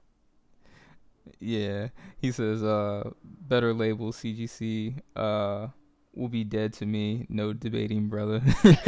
So like we were actually talking about, I've been talking with him through IG about CGC and stuff like that. So like, yeah, I already know how he feels about CGC and the grading and stuff like that. I know with me and Slan, it's just like we want to, like, I think we're in that kind of in that mindset. I'm trying to get out of it, but it's just the common mindset, I believe, at this point, where it's just like you go to CGC primarily because you know that that's what you're going to get for the top dollar for your book, because there is that difference between the two. And quite frankly, that's why we feel like there's still so many people still sending so many of their books to that. And so it's just one of those things that, like, all right, well, if people are constantly complaining but the same things are happening, but the same amount of people are still throwing their books Creatures in of that direction. habit. Yeah, Creatures of habit, man. It's just like, do you really expect them to really change? Now, I do want to give them the benefit of the doubt. I do think they are trying. I would like to think that they are actually, trying to make improvements and stuff like that. And I think I'm sorry, but another way to look at that is think of the consumers, the people who are buying on eBay. Like, yeah. I buy slabs. Yeah. I as much as I have slabs and I like slabs, I've not actually submitted anything to CGC myself, right? So I haven't dealt with those hassles. So as a consumer, and think of the majority of consumers are probably not people who have submitted to CGC or CBCS, right? There's more people who are buying slabs than who are submitting slabs. So the buyers want the CGC because of the higher value and are willing to pay that premium, but they don't have to deal with those CGC headaches. Right. So it's the small amount of people who are buyers and sellers and submitters who are doing the complaining, whereas there's this large segment of people who don't have to deal with the headaches. They just get that finished product that they like and that's worth more money. So as a consumer, I'm even though I'm fully aware of people complaining about CGC, but if somebody puts a nice looking slab that doesn't have a piece of crap in it, embedded in it, and there's no visible issues with the case, I'm going to buy CGC every time. Right. Because that's what I'm looking at what I'm buying, the commodity I'm buying, and what I'm potentially going to resell it at. And like I said, I could take the headache of having dealt with like, I submitted 50 books to CGC and they pressed one bad, or they put a crease in one while they were grading it, and I lost money on it because as a consumer just buying a slab and never doing the grading myself, like that's just lost on me and I don't care about it. It's not my problem. Right. And I completely agree with that. And that's the thing. Like, I am one of those people that does not necessarily fit that thing. But I'm honestly, I've been debating of potentially changing that and doing exactly just like what you're saying. Because like when I originally started collecting, like my original strategy was like, okay, let me just try and find a really nice copy. Because like I said, I've mentioned many times that I really don't think I know anything about grading. So I just try to find the best potential looking book as possible through, the secondary market, and, make sure it doesn't have any of the key things that could potentially bring it down if possible.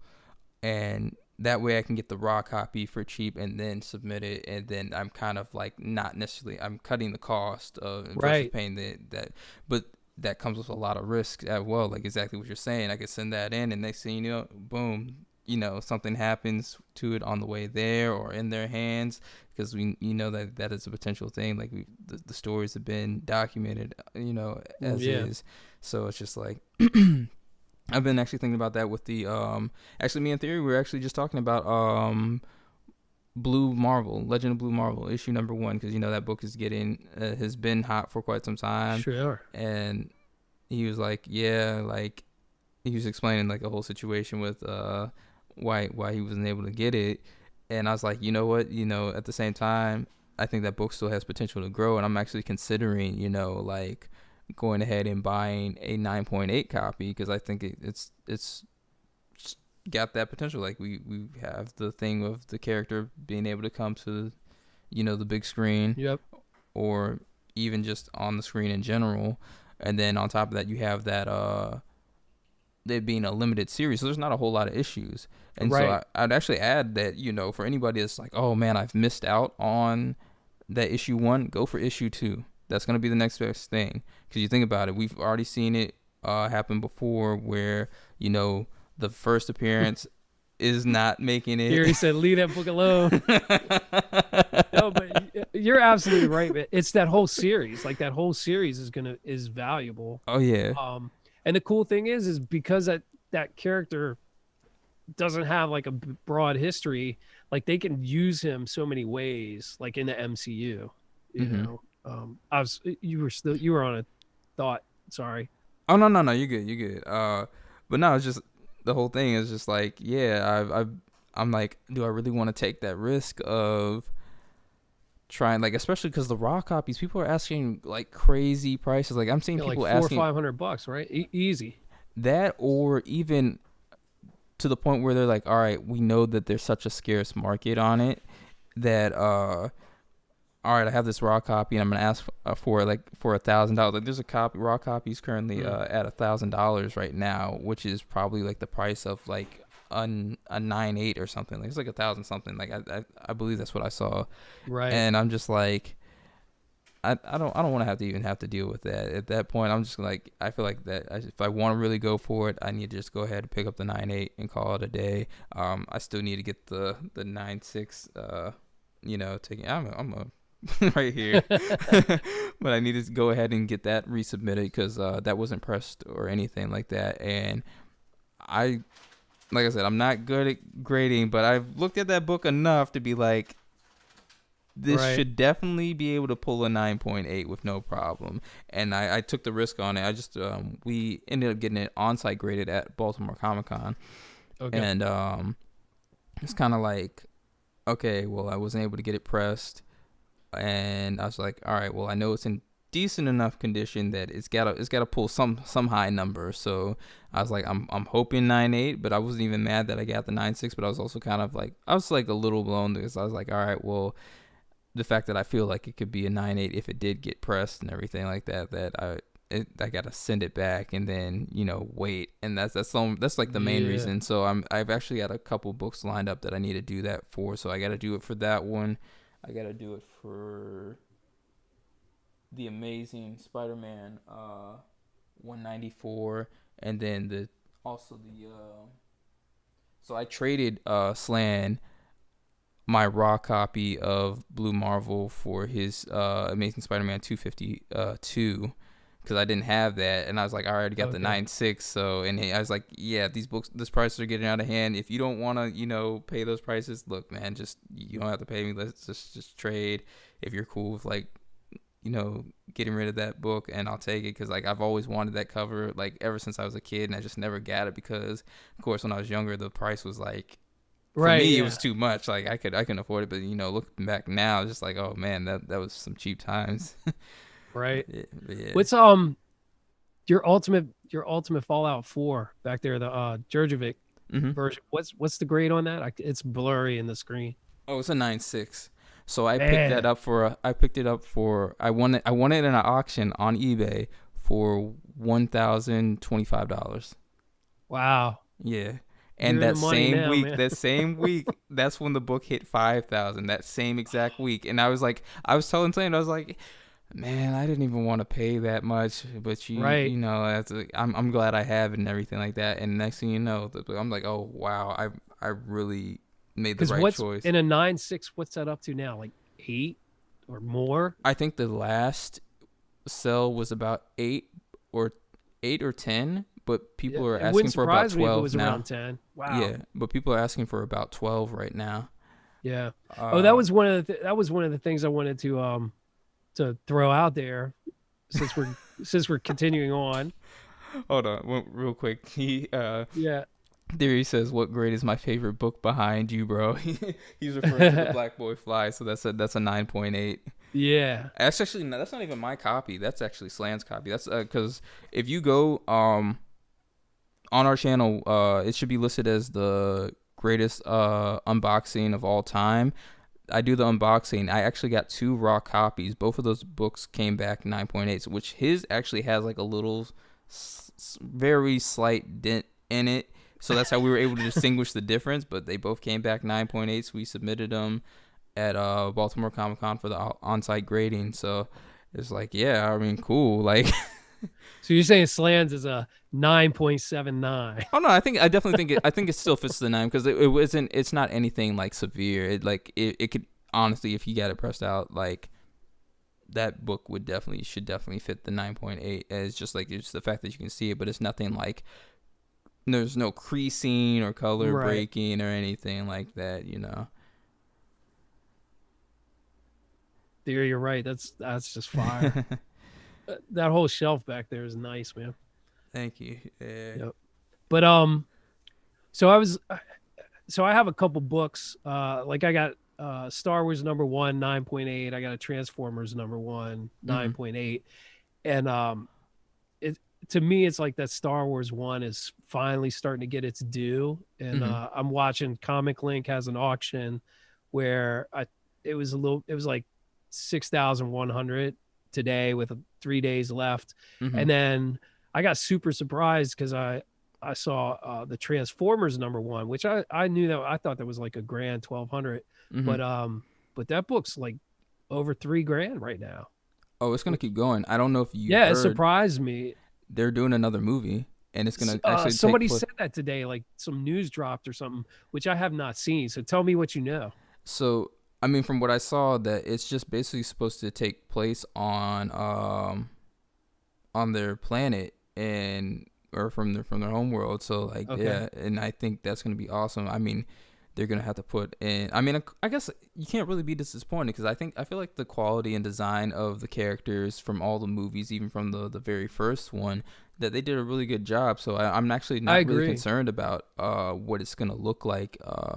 But yeah, no, they're supposed to be doing that. I think with that, because the story of their homeworld and what happened there, that you're gonna get a lot of action, and it's gonna be nice to see. Like I've always loved the combat scenes that they have within the live action movies. So yeah, I think that's gonna be really nice. Yeah, I have to look that up because I hadn't heard about it. But I totally agree. That's one of the movies where since they came out with that series, like all the episodes that I can think of, the quality of the CGI was there, type thing. So I can get excited for some Transformers movies. Yeah. So, I mean, we just gotta see. Definitely waiting for that trailer. I've thoroughly enjoyed all of even though I don't think necessarily all of the Transformers stuff was good. I definitely like the Bumblebee movie, which I didn't think I was going to like. I actually thought that wasn't going to be good, but that was actually probably might be my favorite one.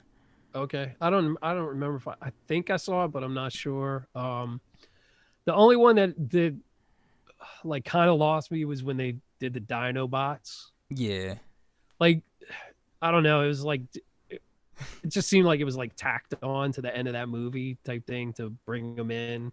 Yeah, and maybe that was good, but it didn't resonate with me. It didn't like get me excited.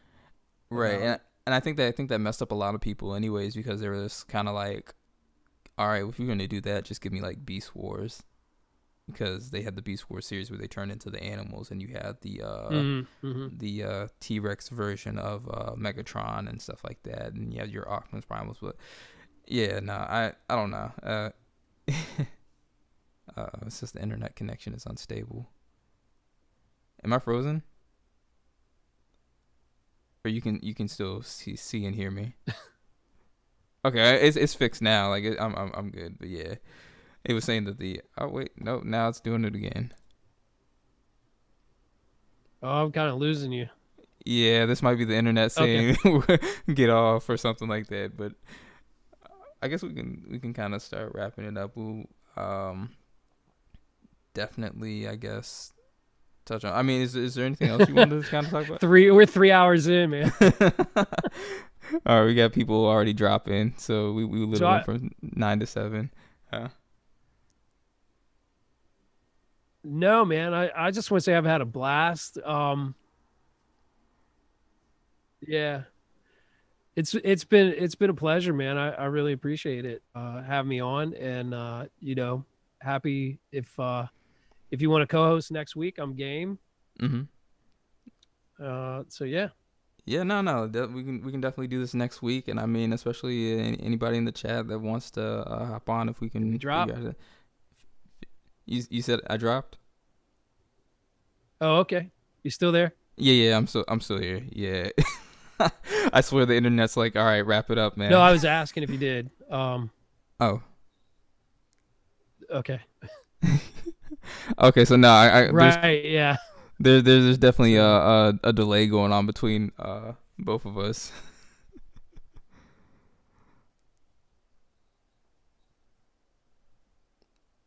Yeah, I think so. Yeah, because I was sitting there for at least a good I would say like 8 or 6 seconds.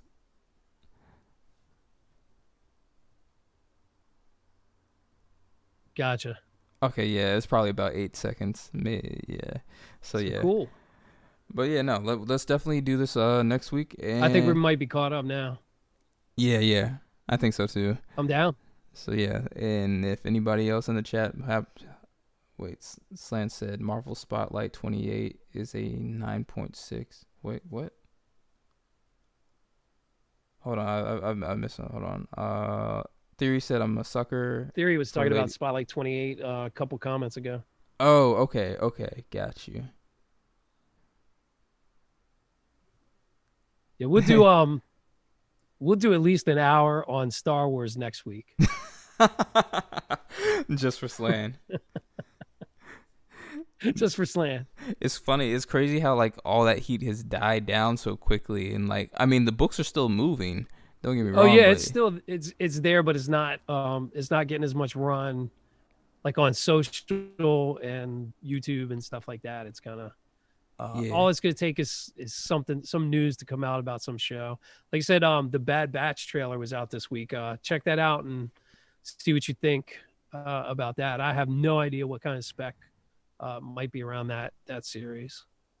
So I want to add that this might have been about a week or two ago that I had just sold the first appearance of Jackson and from the original Marvel series, and I think I sold it for like about $35 or $40. I had ended up getting it from when I was part of the mystery mail call for Comic Tom, so like I didn't really have to pay anything, and if anything, based off I believe that mail call was about like $20 or something like that, or $20 or $25 or something like that. So basically, that book just kind of like paid for everything.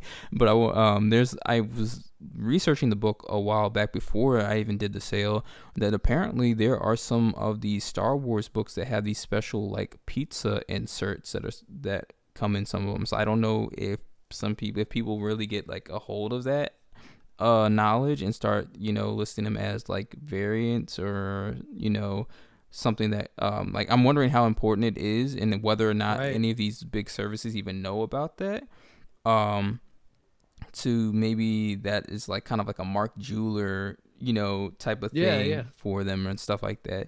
But I'd only discovered it because I was looking for them, and I found this person on eBay that had that particular book plus another one, and they had it, and I was like, I wonder if mine has, and I went and looked, and it didn't have it. So yeah, so the new insert, pizza insert. Yeah, so just be on the lookout for that, and I don't know, maybe it'll become a thing, maybe it won't, and we'll just kind of have to wait and see.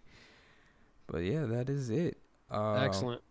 I might need Slan to come out here and assist me with closing this out because I've already forgotten everything. I made it this far. You gotta have the outro music. Yeah.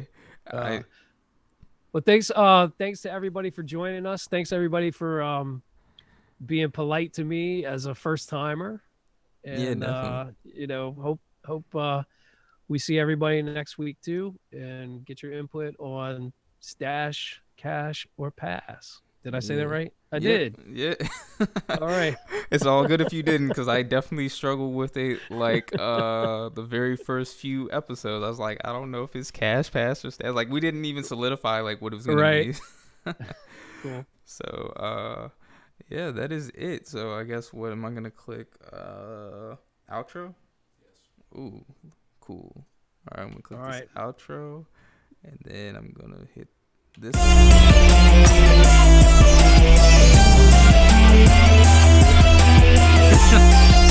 How do we do it? I already hit the. I don't even think they can see us, but they're gonna be able to hear it's us. Over. All right.